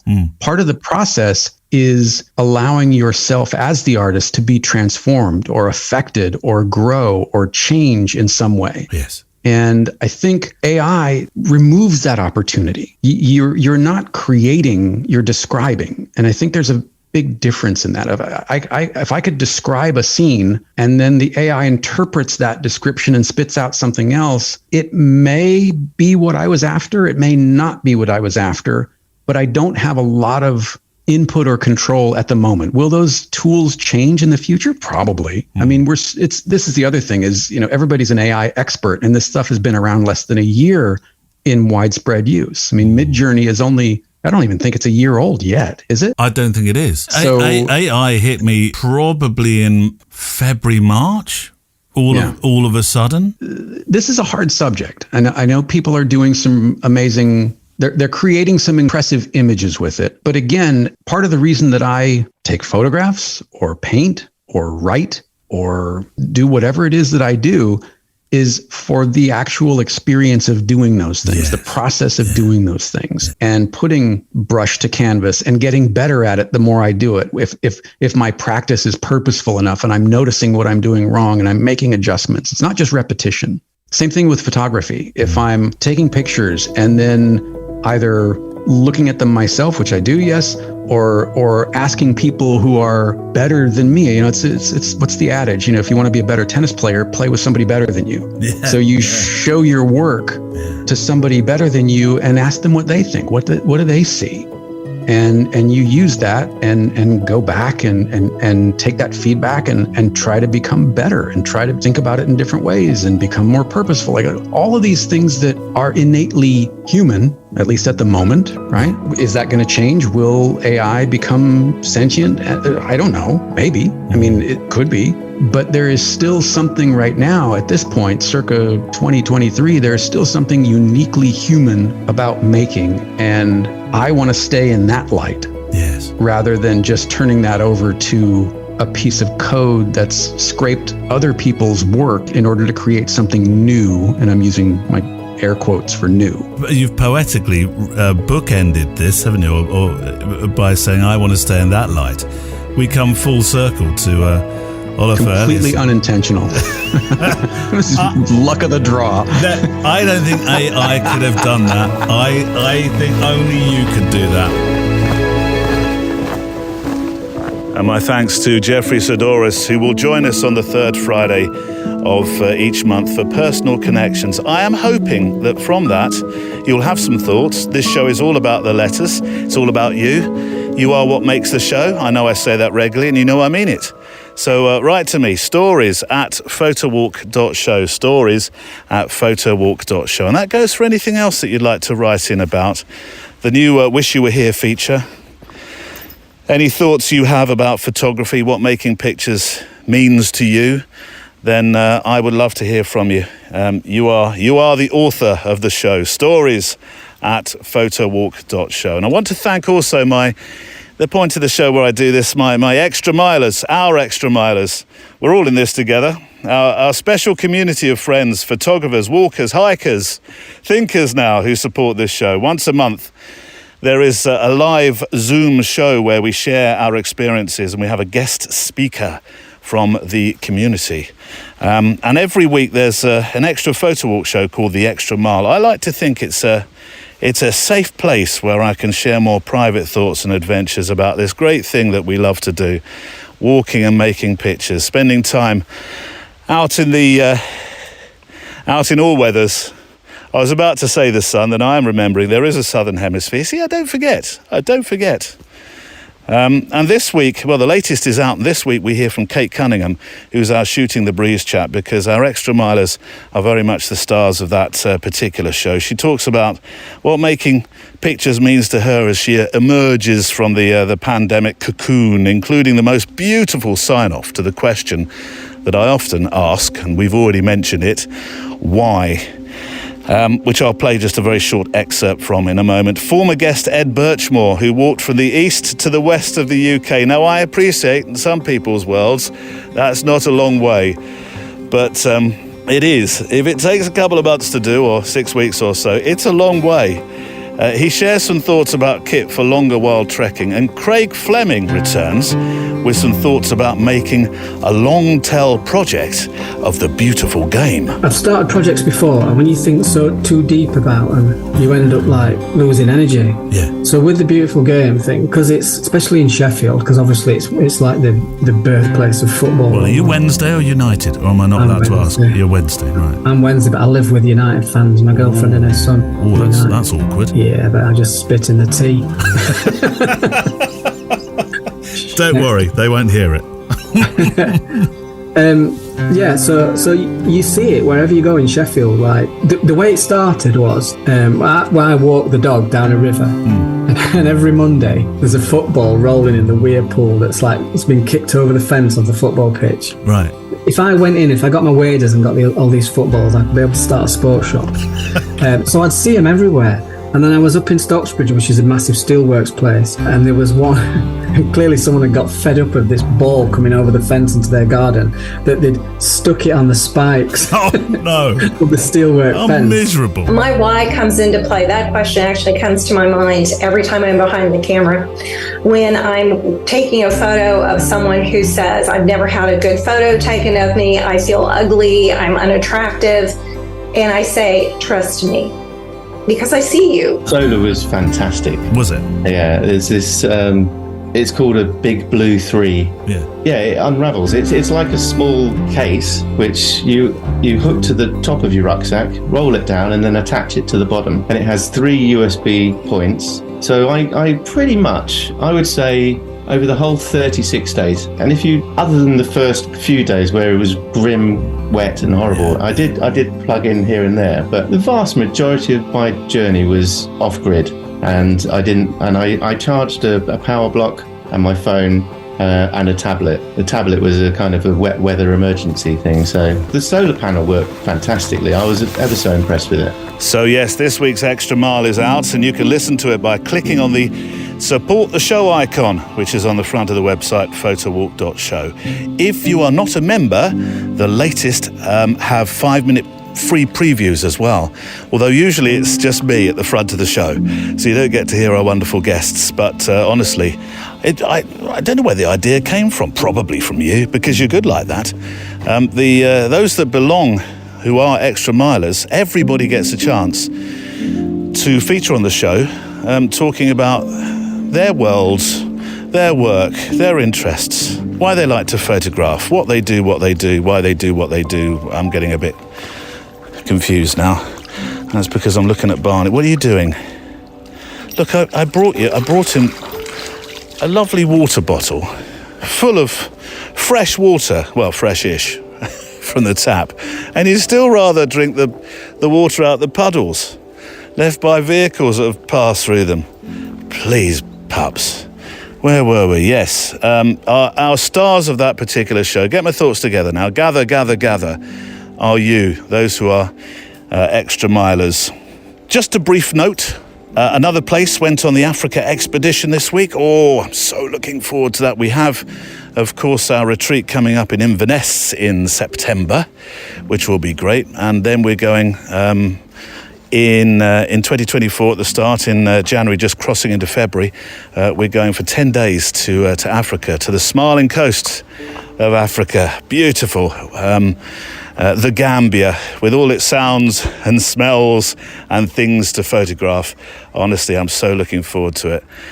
And next week, perhaps we'll play another few moments from one of our guides, Jason Florio, the photojournalist Jason Florio, the award-winning photojournalist, thank you, Jason Florio, with some more thoughts about the Gambia. Right, letters, one from Mike Mixon, who also actually is an extra miler. Michael, you're going to have to come onto the show very soon, I think. I have called him our writer-in-residence at times. He always thinks very carefully about what he writes, as do you. I know that. My extra milers are very good at stuff like this. Hi, Neil. While out on a walk recently, I was pondering the why question you've posed to me and your other listener, and taking a break from my ongoing inability to answer another existential question, namely, what is my purpose? And I alighted on two quotes that seemed to convey it to me. Or for me. I know you like a good quote, so here's some for the middle of your show. One is, happiness is only real when shared. Or, Chris McCandless apparently scribbled in the margins of Dr. Zhivago when he was slowly passing away up in Alaska, as told by John Krakauer in his excellent book, Into the Wild. He was only 24 when he passed, actually. It's a really interesting story. I'll leave a link. I know that doesn't sound... Oh, Neil. A story about somebody dying in Alaska. I'm not quite sure that's something I want with my cup of tea and two Garibaldis. No, trust me, it's an interesting story. I was about to say one of the original off-gridders, but that wouldn't be true at all. An off-gridder for sure. And the other one is Only Connect, the epigraph to the novel Howard's End by E.M. Forster. Both of these quotes capture the essence of a need to establish a meaningful tether between myself and others. I'm a fairly solitary person, says Mike. I work from home, and I have for the better part of 20 years, and ever since the dawn of C20-1, I'm masking the term that shall not be named. Oh, I'm not sure that was masked well enough. I think I know what you're talking about. So as not to inadvertently trigger you with my email. It did. Too late. Done. We haven't really socialised much since my wife has a compromised immune system, so we just have to be extra cautious. See, this is an example, and I talked about this in the Extra Mile with Kate Cunningham, who talks of coming out of her cocoon, thanks to that thing that shall not be named. But yeah, for many people, it's not over. And I'm always very, very cautious about that. Oh, it doesn't seem like it happened, because, as I said on the podcast, and I feel I need to restep that path or that avenue when I talked about the fact that, we as a family, just leveling with you now as a family, it was financially ruinous. It really was. Some of the things that we worked hard to have and achieve, they just went overnight. I mean, I don't want you to have to spring out the world's smallest violin, but yeah, things like holiday home, stuff like that, all gone, in an instant, really. But we didn't lose anybody. And for that, I feel immeasurably grateful. I really do. And for many people, no, it's not over, because that was a reality of their experience of that terrible time. But so yes, I understand why you had to not necessarily hide away, but make sure that you did protect yourselves. And while I definitely, says Mike, land on the more introverted side of the personality spectrum, there is that stubborn reality that I am human and therefore fundamentally social, though the claim that I'm human has been questioned a few times in my life by friends, I'm sure. So when I'm out with a camera, or my camera, what compels me to press the shutter versus just observing the scene in front of me is the desire to share that unique and fleeting moment, casting it into a state of permanency that transcends me and hopefully forging a connection with others who, had they been there with me, may have been similarly struck by the scene in front of them. Could there be otherwise? Possibly. Put a few beers in me and I'm sure I'd come up with some, and I certainly haven't been immune to the desire for superficial validation via digital thumbs, but I think those two quotes point to the core why for me. In that spirit, here are a few pictures of my solitary sojourns, which I will put on the show page today. And Mike, thank you so much for your for your words. I always enjoy your letters immensely. If it were possible to feel, by the way, what you say in a picture, I think your pictures, your photographs, they certainly do exactly that, particularly the delicate drops of rain on some grass. I remember making a picture in my early days of picking up the camera again, because for a long time that camera went back in a drawer, or a camera went back in a drawer, and I made a similar-ish, obviously not the same, picture, which to this day remains one of my favourites. It was made with, what was it made? One of the very early digital cameras. So don't zoom in too closely. But Mike, thank you so much. I tell you what, that picture in particular, the raindrops one, I feel inclined to print it off somehow and pin it next to the light. I'll take that to the dentist next time. Pin it next to the light as I look up in my wish I wasn't here way. With due respect to the professional dentists that may well listen to this program, who happen to carry a camera. And I mean that sincerely, but there's a large sense, a large serving of irony when I look at that light, because guess what the brand is? And dentists who are listening may well smile at this. The brand of light that I look into, which now I'm going to put your picture next to, Mike, is called Delight.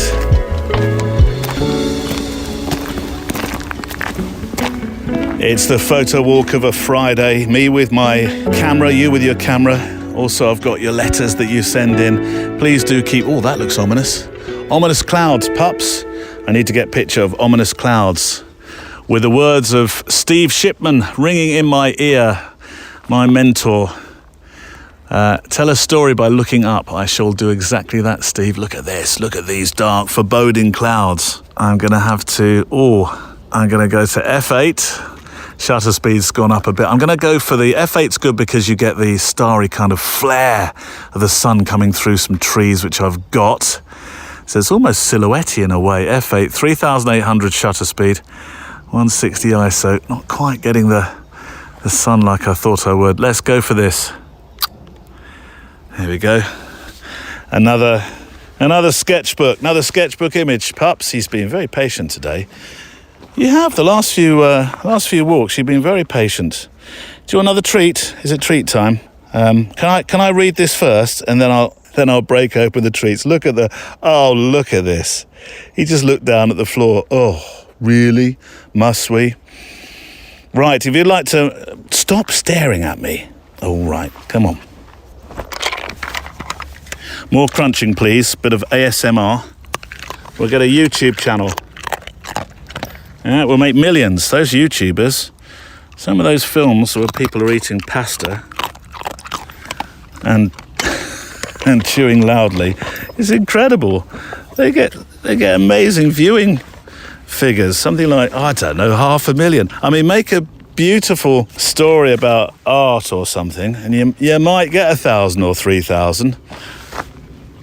Sit there and chomble through a bowl of wet spaghetti, 500,000 straight away with a nice paycheck from YouTube and AdSense. Right, where were we? If you'd like to send us a picture from your journeys, I've said this a couple of times, but I'm particularly now looking for the postcards over the summer, for us anyway. Send them to stories@photowalk.show. But also, I wanted to mention, we have a wonderful Facebook group. We get some terrific storytelling in there. So you're welcome to join us in our Facebook group. I'd love to see you there. It's about 2,000 of us now in that Facebook group. So it's a large, but it seems a very intimate community as well. Just make sure you're wearing the right kind of shoes when you turn up to the door for entry. Right, back to the concluding part of my conversation with my guest, Craig Fleming. As I said, on Shooting the Breeze, he's going to return to talk about making photo projects and why they don't have to be planned to the nth degree. I think when you're thinking about photo projects, it can be a thing, can't it? Where you plan so much you don't actually end up doing. So Craig had some very pertinent thoughts on that subject, which he shares in the current Extra Mile that's out now. But celeb work is a part of what Craig photographs. It's an important part of it. And we start with some stories of photographing a star who I think would be certainly on mine, many photographers' lists of the people I would like to shoot very much. So we'll start with that. It's a story which also reveals why film is still relevant, very relevant, in the way it can, if you'll pardon the pun for the second time this show, focus conversation. So here's part 2 of my chat with Craig Fleming.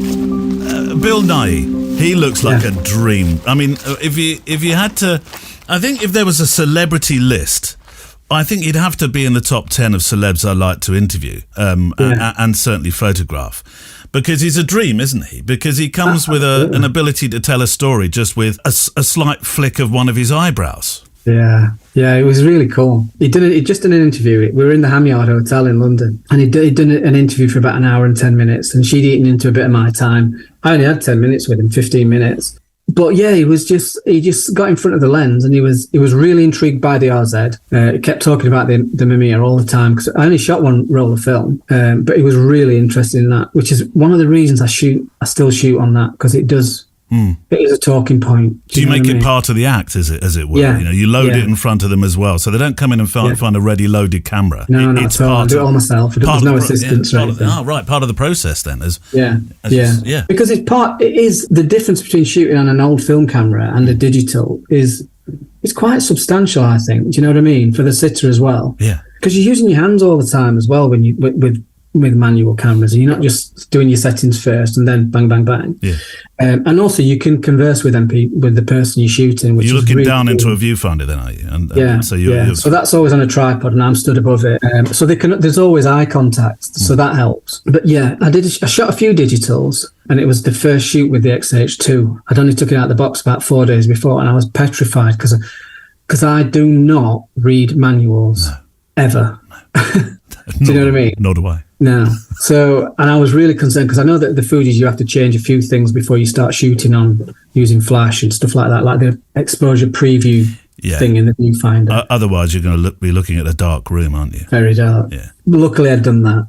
But I didn't feel in that first 5 minutes that we were sort of connecting. Do you know what I mean? Because I was just behind this XH2, and I think he must have sensed I was like concerned about what it was doing. And then I just popped it down. I was like, is it all right if I just shoot one roll of film on this other camera that I brought? And he was like, oh yeah, cool. So I got the RZ out, plonked it on the tripod, and he was like that. He was kind of like looking over it. Do you know what I mean? And he was really, really interested. So straight away he's engaged. Yeah. Which is massive to a portrait photographer. That's the connection you want. And we started talking about film, and I asked him about David Bailey because he'd been shot by Bailey twice. So I asked him about Bailey and a few other things. From there, it was all fine. It was just dead relaxed. And I think I'd shot one roll of film, so 10 shots, and every one was like a perfect shot. You can't take a bad shot of him. No. He's amazing. And communication throughout, just chatting as you go? Just like we do, yeah. The only times it's sometimes the PAs like jump in, don't they, and start talking to them and stuff like that. So what do you say at those moments? Because it's very difficult, those moments. Do you mind if I just myself and Bill? I tend to I don't know, it's really difficult sometimes. I mean, the one on that shoot wasn't overpowering. Some can be quite overpowering. Yeah. And if they are, I tend to like ask them to just fetch some water, or do you know what I mean? Just get them out of the way as much as I can. Or get the makeup artist chatting to them, because I don't want them involved in the shoot at all. That portrait shoot, no matter who you're shooting, whether it's an actor or steel worker or whatever, that's got to be between you two. That's it. But I think that's the modern currency of concern, isn't it? When you've got agents and publicity agents in the same room, because they're absolutely petrified that their client is going to say something that's going to land them in hot water on social media. Yeah. Well, I never print anything anyway, or repeat anything. No. That was anything like that anyway. Yeah, they are a bit like overzealous, aren't they? They do ruin the shoots as well sometimes, if I'm honest. Yeah. I sometimes ask around when I'm researching the work of a guest to see how others view a photographer's work.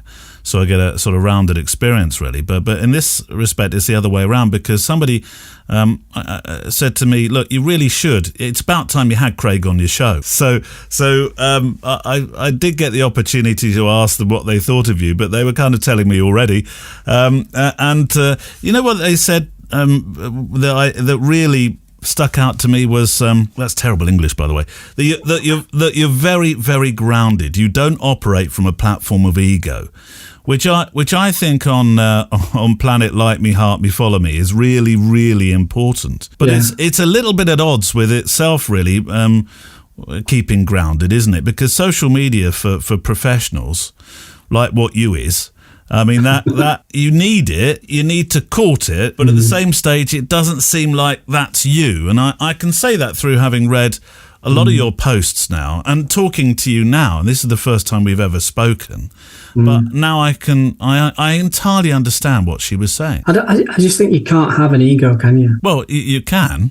you can, but I don't think it serves you well in the creative world. Yeah, but there's plenty of photographers that have done well that do, and that. Yeah. But do they? I don't know. It's a weird thing. I think it's part of it's due to the upbringing and where I'm from and stuff like that, and the family. My dad was always. You've still got family in the still works, haven't you? I think my mum and dad both passed away. My mum passed away at the beginning of COVID, right at the beginning. I'm sorry. I'm still got my sisters and my brother and stuff like that. So was Dad involved in the steelworking industry then? No, he was in the brewing industry. He used to fit beer pumps. So I worked with my dad for a couple of years actually, on and off. So I'd be always in like beer cellars, fixing Stone's bitter pumps and stuff like that, and coolers and things like that. So that's why Sheffield's in the blood as well, because brewing and steel. Yeah. We've got family in steelworks as well. In fact, everyone has. The shoot I did last couple of weeks ago for Whitley and Sons, which was a scissor makers. I've done 2 scissor makers so far. I've done Ernest Wright's in Sheffield. Oh, was that the one with the lasering going on the... Yes, yeah. They printed me some scissors. Amazing. Oh, there they are. Look at that. Yeah, with my name on it, and gave me those. And Ernest Wright gave me some beautiful scissors as well. So it's not why I shoot them. They're just a visually rich subject matter to shoot. And also, my great-granddad was a scissor maker. So it's kind of like you're going back into your own heritage kind of thing. It's just a tenuous link, but it's there, isn't it? So, and a very skilled occupation as well. Absolutely. I was also it was pointed out that you have, as I said before, an innate way of putting sitters at ease. And I wonder if you have a different approach when you're working with somebody in the studio who's expecting to work with you, or whether you're at a county show where you're lifting your camera of choice that day, whether you approach the... is a Bill Nye photograph different to the way you would approach that wonderful tattooist, for example? Slightly different in approach, but not in execution. When you're actually doing it, the conversation's the same. I've always said, like a portrait session, it's basically a conversation with each other interspersed with a few shots. So it's important to have that conversation, I think. See, I'm always looking for the silver bullet thing that somebody like a Craig Fleming is going to say to me, look, Neil, what you need to do if you're approaching somebody at Duxford is use these words, and then you're in. Yeah, no, there's nothing like that. I just think it's general conversational skills, I guess. I don't know. And I think because I was a road worker for the council and I fitted beer pumps with my dad and family are from the steelworks, I just think you learn to be able to, if you can talk to people in those industries as well as people in the movie industry. Like the reason I shot Bill Nye is because he was Oscar nominated. It was the LA Times that commissioned it. So if you can speak to an Oscar winner and then the following week a steelworker, have a genuine conversation with him, then that's half the battle. And it's the same conversation. There's nothing much difference to it. There's no difference. Like Bill's no different to one of them. If Bill worked in the steelworks, I would have still shot him. Do you know what I mean? Photographed him. I would have still been interested in taking his picture, and he would have probably still been cool and like, effortlessly suave. Do you know what I mean? He was such a dude. But there's no difference. It is just a conversation followed by or with a few pictures. So see, that grounded nature is never more apparent than the piece you wrote, and I wanted to mention this about the shoot you did with a particular scout, which is on Insta. These are quite recent ones, actually. The story, you write, behind this shot is the power of saying yes. I'd been asked to do a talk at the local scout hut for their photography badge. I remember doing my photography badge, I'm sure, in Scouts. Or maybe we didn't, no, maybe we just had woodwork and chopping stuff up. I don't know. Maybe nothing is, but I thought we did photography.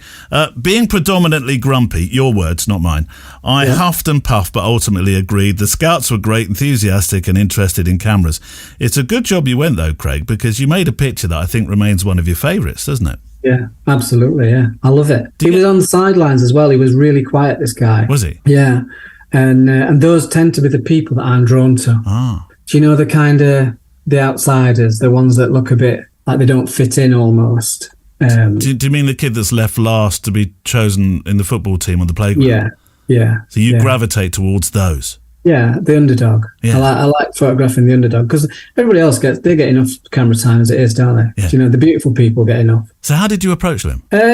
As the kids filed out with the little phones and the cameras that they brought to photograph dandelions and dog poo in the car park, I walked past him and I just said, "Excuse me, mate, do you mind?" There was a kitchen at the back, and it was golden hour. It was like 7:30, I think.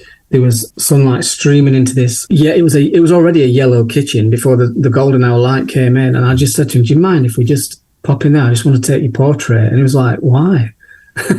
And I just said, "It's what I do." I said, I am a portrait photographer by trade. Like, I don't, not just, like, I don't do like kids' portraits and weddings. I do like editorial type stuff. So I'm always on the lookout for like cool looking people. And this guy was just perplexed. He was like, "Me?"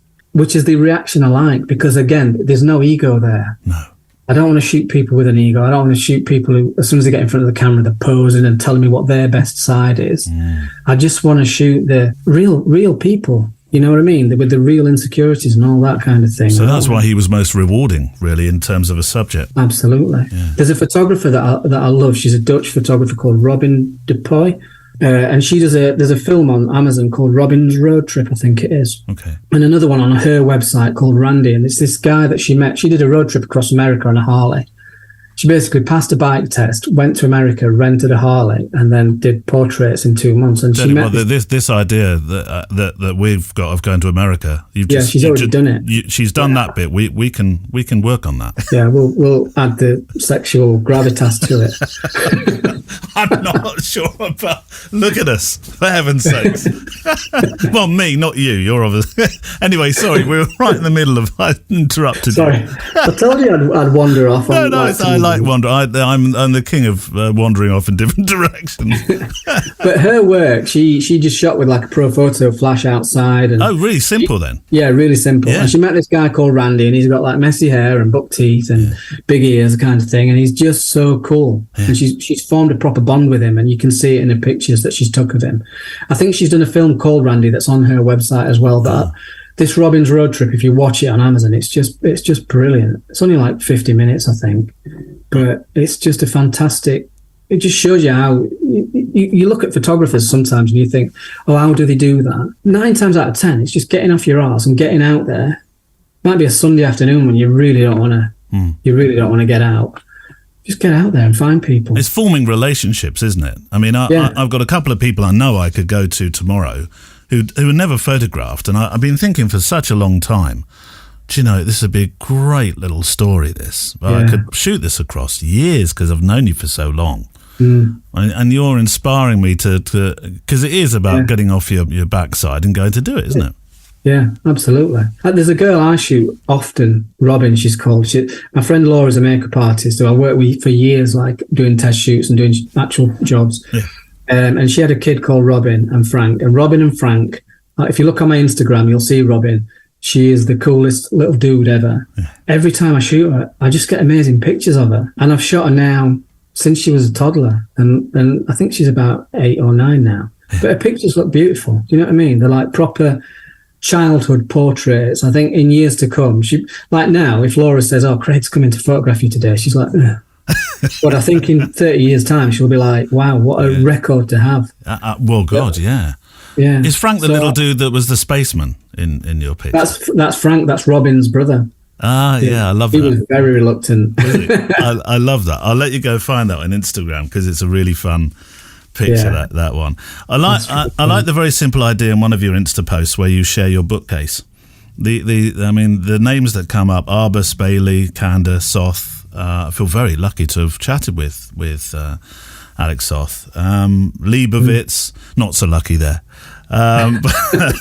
But how important is the printed page to you? How inspired do you get by the books that you have in your collection? Yeah, I think you have to have your heroes, don't you? That, like, come January in Northern England, and you can't get out of the house with a camera. No. those kind of days where you can just go to your bookshelf and pull off a, Joel Meyerowitz or something like that. Yeah. The book Provincetown that Joel Meyerowitz did, I can't even say that with my Yorkshire accent. Meyerowitz. I often have two goes at it and edit the right one in. Yeah, do that for me.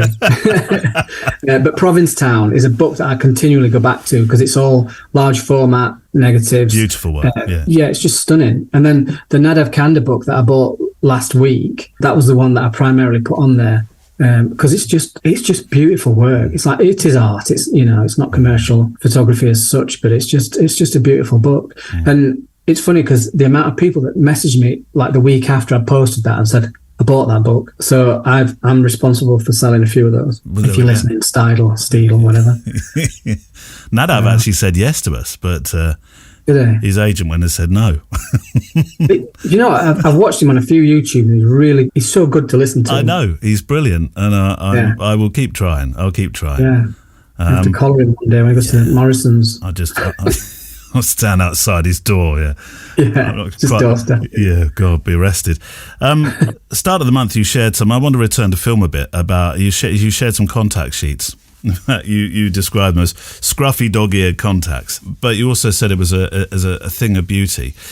If you shoot film, take the time to make them, you'll be glad you did at some point in the future, is what you say. And I don't want to sound all nostalgic for the sake of it now, but I do wonder if you can ever find the same joy from a digital version of. And I think I might be sounding over nostalgic there, but it's not possible to have the same experience, is it? No. Because you can think of them as contacts, but they're not really, are they? Never will be. No, the digital ones aren't, are they? They're just an index sheet. Yeah.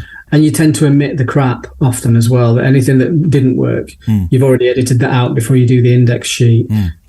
Whereas a contact sheet, when you shoot a roll at the end of the film and it's got like the kind of blurring on it or something like that, or the first shot that's completely overexposed because you forgot to meter or something like that. Yeah. So you include them all generally. So it is an important record. I do love a good contact sheet though. You've got the contacts book, surely? The Magnum one? No. Oh, I know what I've seen it though, loads. It's, wherever you go, there's always one of those. But don't get it because I know what I'm buying you for Christmas now. But we've got and I can't remember the name of the coffee place. I'll have to look it up and I'll link to it separately, just in case you should ever come to a Newbury. But there is the coolest coffee shop that's just opened up. I'm guessing the guy that owns it. I haven't asked any questions. But he must have been involved in photography because on one wall you've just got a load of music photography books. Yeah. So you can go in on a Sunday morning and just grab one of those books and pour over it. And some people have literally poured coffee over them, sadly. But all around the rest of it, there's no photos. There's just contact sheets of all these music shoots. And you're right, because the first exposure is completely wrong. And that's why I put 9 on. If you look on mine, there's always 9. There's never 10. Oh, I know you should have the whole thing. It kind of ruins the aesthetic of it. I always think of a 10x8 sheet of Ilford with 3 and 3 on. That's just a beautiful image. True. Even if it's one key, and I used to love them. I used to love them in college. I was more excited about the contact sheet than the actual print. Yeah, I think a lot of people would have just as much fun looking at the contacts, and they would the one that's been China graphed out as the one that was the final selection. Yeah, and it shows the thought process as well, doesn't it? The creative process. Yeah. So you see that. I'm going to mention AI. I'm sorry, but I'm going to mention it in context with the actors' strike in Hollywood and beyond. Now, one part of it, one part was this worry, this concern about AI-generated scenes and whole films. That's why the actors are worried about AI, or one of the reasons. Taking actors' scenes or possibly whole movies, I suppose, with AI-generated characters. Yet in the same breath, I was thinking back to an article I read where an actor suggested he would be using AI to build his photographic catalogue because he can feed in his image from a phone or something, or an old shoot, and then work with AI prompts to produce a look. So you can see the irony there. And I'm sure they don't all feel that way. But does AI concern you in that respect when you hear stories like that? Or you think, well, what's it going to do to my business? What's it going to do to what I love? Or does the experiential thing, now that we've talked about it, of film, sort of give you a superpower? I think film helps because it gives some kind of authenticity to what you do. It validates what you do, kind of thing. And there's no reason that digital shouldn't, But because digital is so easily manipulated, even on a not on an AI level, on a normal level, that kind of takes a bit of that away from digital. It's a massive worry for me. Is it? I just think, like, I mean, Bruce Willis is really ill, isn't he? And he's already sold his image rights and his voice so that he can appear in films down the line, kind of thing. And if they can do that in a movie, then they can do it in a still. So if somebody's commissioning a portrait of Bill Nye, what are they going to do? Are they going to send you to London and get a makeup artist in and send a journalist? Or are they just going to go, right, just input some prompts and let's see what we get back with his permission? Do you know what I mean? Maybe he won't. Maybe if actors feel that strongly about AI, maybe they won't, but some might, some will. Am I being over nostalgic then to think that film could rescue a lot of photographers here? Possibly. It could be a good thing in the long run because a lot of the people that just jumped on the digital bandwagon can't be bothered with film. They never could. That's why before digital, you'd see a list of wedding photographers in the Yellow Pages. There weren't that many, maybe in Sheffield. But after digital, there was thousands of wedding photographers. Not taking anything away from them. I'm not saying they're not skilled, but where were they before? Do you know what I mean? So it could work in the favour of analogue photographers. As long as analog keeps going and the RZs keep working, you know what I mean? Because if no one else starts to build any more new cameras, although I think they've got a lot of life in them, but yeah, it could effectively give me a sort of step up the ladder kind of thing in the future. You're going to have to buy a load of RZs, aren't you, for spare parts? I've already thought about it. Well, funnily enough, and taking it back to the air show thing, I went on board I've never been on a Russian aircraft before, and of course the Russians weren't there, obviously, at the air show, but there was a Polish.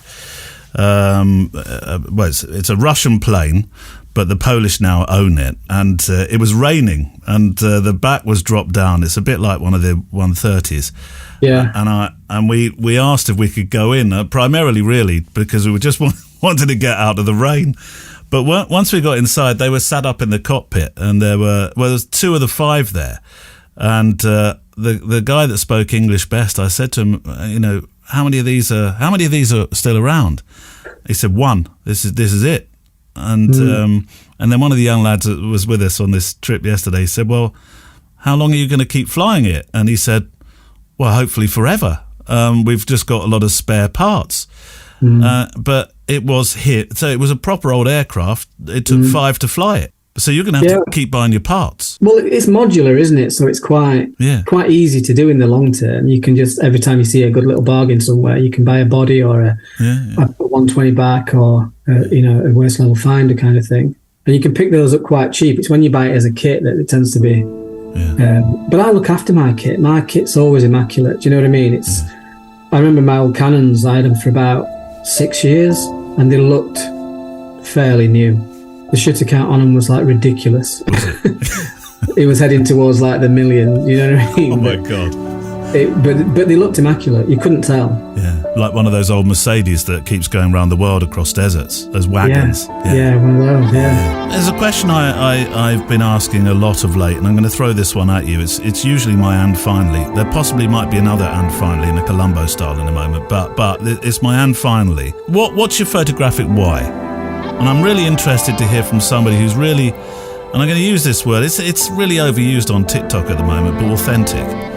Somebody who's really authentic. I think, I'm really going to enjoy our road trip in America, obviously. I don't want you bringing that guy that went to Benidorm, because as much as I'll enjoy his company, he's going to take over, I know.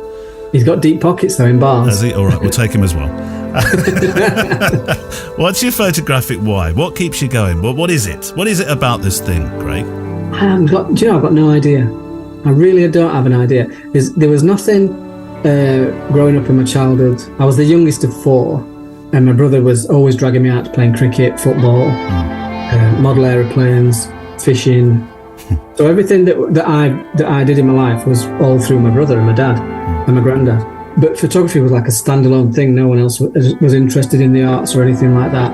And I still, to this day, I don't know why I keep doing it, but I just love doing it. It was one of those things that found it at an early age, really, really enjoyed it. And then I'd do it, I'd do it for free. Would you? You know what I mean? Yeah, absolutely. If I won the lottery, I'd carry on doing it. Nothing would change as to how I work now or so I'd still do it. But I'm not entirely sure why. I mean, it seems an odd thing. As you get older, you realize how short life is. Not to be morbid, but it is. So you think, well, why aren't all these pictures that will outlive me? Like, why am I doing it? But I have no clue. I just love doing it. A delicious why to end with, I think, from Craig Fleming, a very down-to-earth one, which I would expect, I wouldn't expect less. And I do hope that we're going to hear more from Craig in the future. I suspect we probably will. There are a few things that we didn't touch on. It's nice to have some ground to go back to, isn't there? So we can have another conversation. Today's show page for episode 390 is on the website now, photowalk.show. It's got lots of links and films to and about the stuff of life that we've shared today, Craig's workshops, and so on and so forth. And you can find the show page. Well, either go to photowalk.show and then look up the latest episode, which is 390, so that's an easy enough way to do it. Or, of course, you can link through your podcast player app. You'll find it there. It's just there. Hyperlink, boom, go through, and that will take you to, even if you're listening to the podcast, it will take you to a show page where you can look and read about some of the stuff as you're listening to it, if you're able to do two things at once. I personally can't, but you knew that before I even started that sentence. And when you visit the page, I'm going to ask you a further favour. Oh, no, Neil, haven't we done enough favours for you? Well, you have. You're very good. But if you could take a moment to share the show, which has been made so much easier by the keeper of all IT, Neil Ford. You'll find some links there to social pages and apps. Just click on one of those. Oh, look, there's a right hand. What should we do here, pups? Right hand fork or left hand? You decided left, I think. That's the way back to the pub. You're not silly. And if you click on one of those, it straight away clicks through to your app. You just write a couple of words about what you felt about today's program, and then share. Easy as. And it really does help the program, the show, if you can share what is otherwise a world's best kept secret. My thanks to those who help out, including Neil. Thank you, Neil, in IT land. And Andrea Gilpin, Emily Renier, and of course Kelly Mitchell as well for helping out in the Facebook. Oh, do you want to go through there? Go on then. There's a little stream. I think that stream's okay. Onto the beach. Here we go. So yes, my thanks to those that help out with the show. Our playout song today is from Ben Stroon. It's called It Don't Rain. It's a sort of kind of an indie rock folk soup, minus the calories. And I like it for all kinds of reasons, including the last words in it. We'd sip our coffee slow and we'd wonder why. See? Really works with the sub-theme that we often have on the programme. We've had some good whys this week. One in a letter, one from our guest just a moment ago, and one on the extra mile this week. So here's Ben Stroon, and I'll return after this with a final postscript thought. Come on, baby, let's go west to the promised land. Take my hand again, load up the car and drive real far. I could play for cash at the Walmart. Don't think twice this time, you know I'm real fond of Oregon. It would rain outside while I write my songs. It don't rain enough around here, and you know it don't.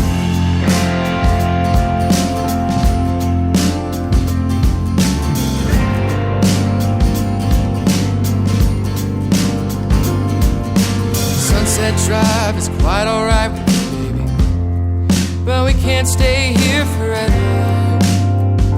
The future's been too bright for too long, so take some time and get certified. I'll pump the gas and baby, we'll go driving to Interstate 75. So Kaylee, don't be afraid to come with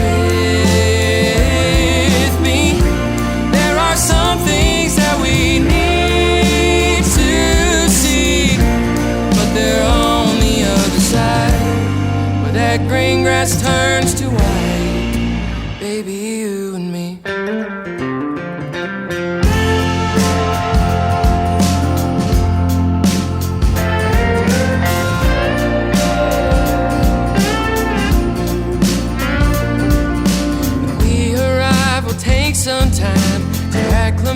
a state of mind to that new horizon, cross the borderline where folks have to fly to get to us. And we could plant a garden high on that mountain with till railroad ties would sip the coffee slow, and we'd wonder why we had always settled before.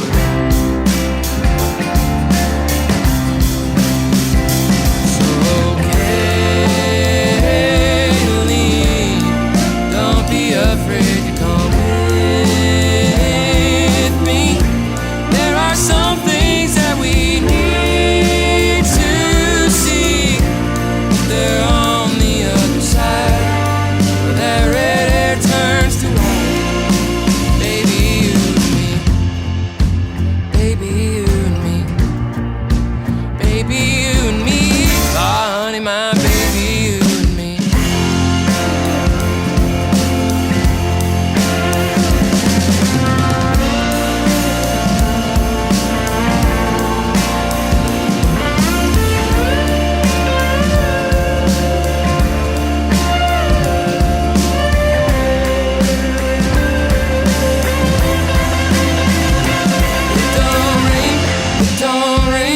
It don't rain enough around here. It don't rain enough around here. It don't rain enough around here. It don't rain enough around here. Ben Stroon, and it don't rain, and certainly not today, he says, in a cliche end of the local TV news link way before introducing a feature about Daisy the dancing duck. Or better still, Daisy the skateboarding duck, although that doesn't alliterate in quite the same fashion. Anyway, a final shot from the walk. We've got into very dappled light. What have you found there, pups? He's on the scent, he's got something. Dappled light along this path, which I quite like. I like it when there's a lot of mood, isn't there, to a photograph where there's just a pinpoint of light somewhere along the way, and then around it, it's all dark. I was going to say foreboding. It's not particularly foreboding here. I also like, actually, vegetation that's just bathing by a shaft of light that's being allowed to come through the canopy of the trees. This one in particular, let me set the aperture slightly differently. F4. I'll underexpose by three stops actually, just to really identify the dappled light that's just fallen on this. It's weeds, isn't it? It's nettles, but I like it. F4.5, shutter speed 300th, ISO 160. Or I seem to be spending most of my time. Right, Barney's pulling. At the end of I don't know why I've remembered this. At the end of the extra mile this week, it was a really nice end. Well, I thought it was a really nice end to the show. Nice, gentle end to the show. We'd heard Kate Cunningham's beautiful Why. Oh no, the path stops. We're going to have to retrace our steps, pups. That's annoying. That one, I think, yes, definitely stay out of there. Danger, keep out, quarry works. Yeah, probably not one for us. Come on, this way. I realise He's looking at me and that, you're joking, aren't you? We've walked half a mile along this track and you've brought me to a gate that says we can't go further. Come on, pups. I know. Yeah, we got to the end of the extra mile and I got bitten by something the size of, honestly, this was something the size of a Jack Russell Terrier with wings. And I'm used to being bitten out on these walks. It's an occupational hazard of walking in woodland and by streams and sometimes stagnant water, but this thing, literally, honestly, it hung on to me.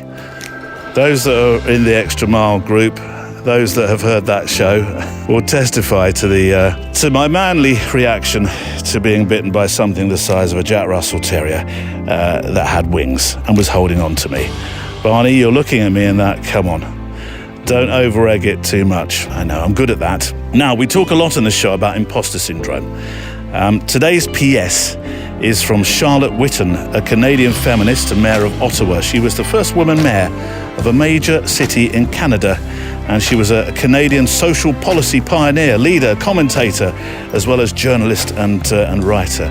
And I think these words play very well into our conversations that we have about imposter syndrome, and sometimes wondering if is that good? Is that the greatest we can do? I mean, I don't know. I can't show that because so and so has done something better. All that self-talk, that difficult, dangerous self-talk that we have as creatives.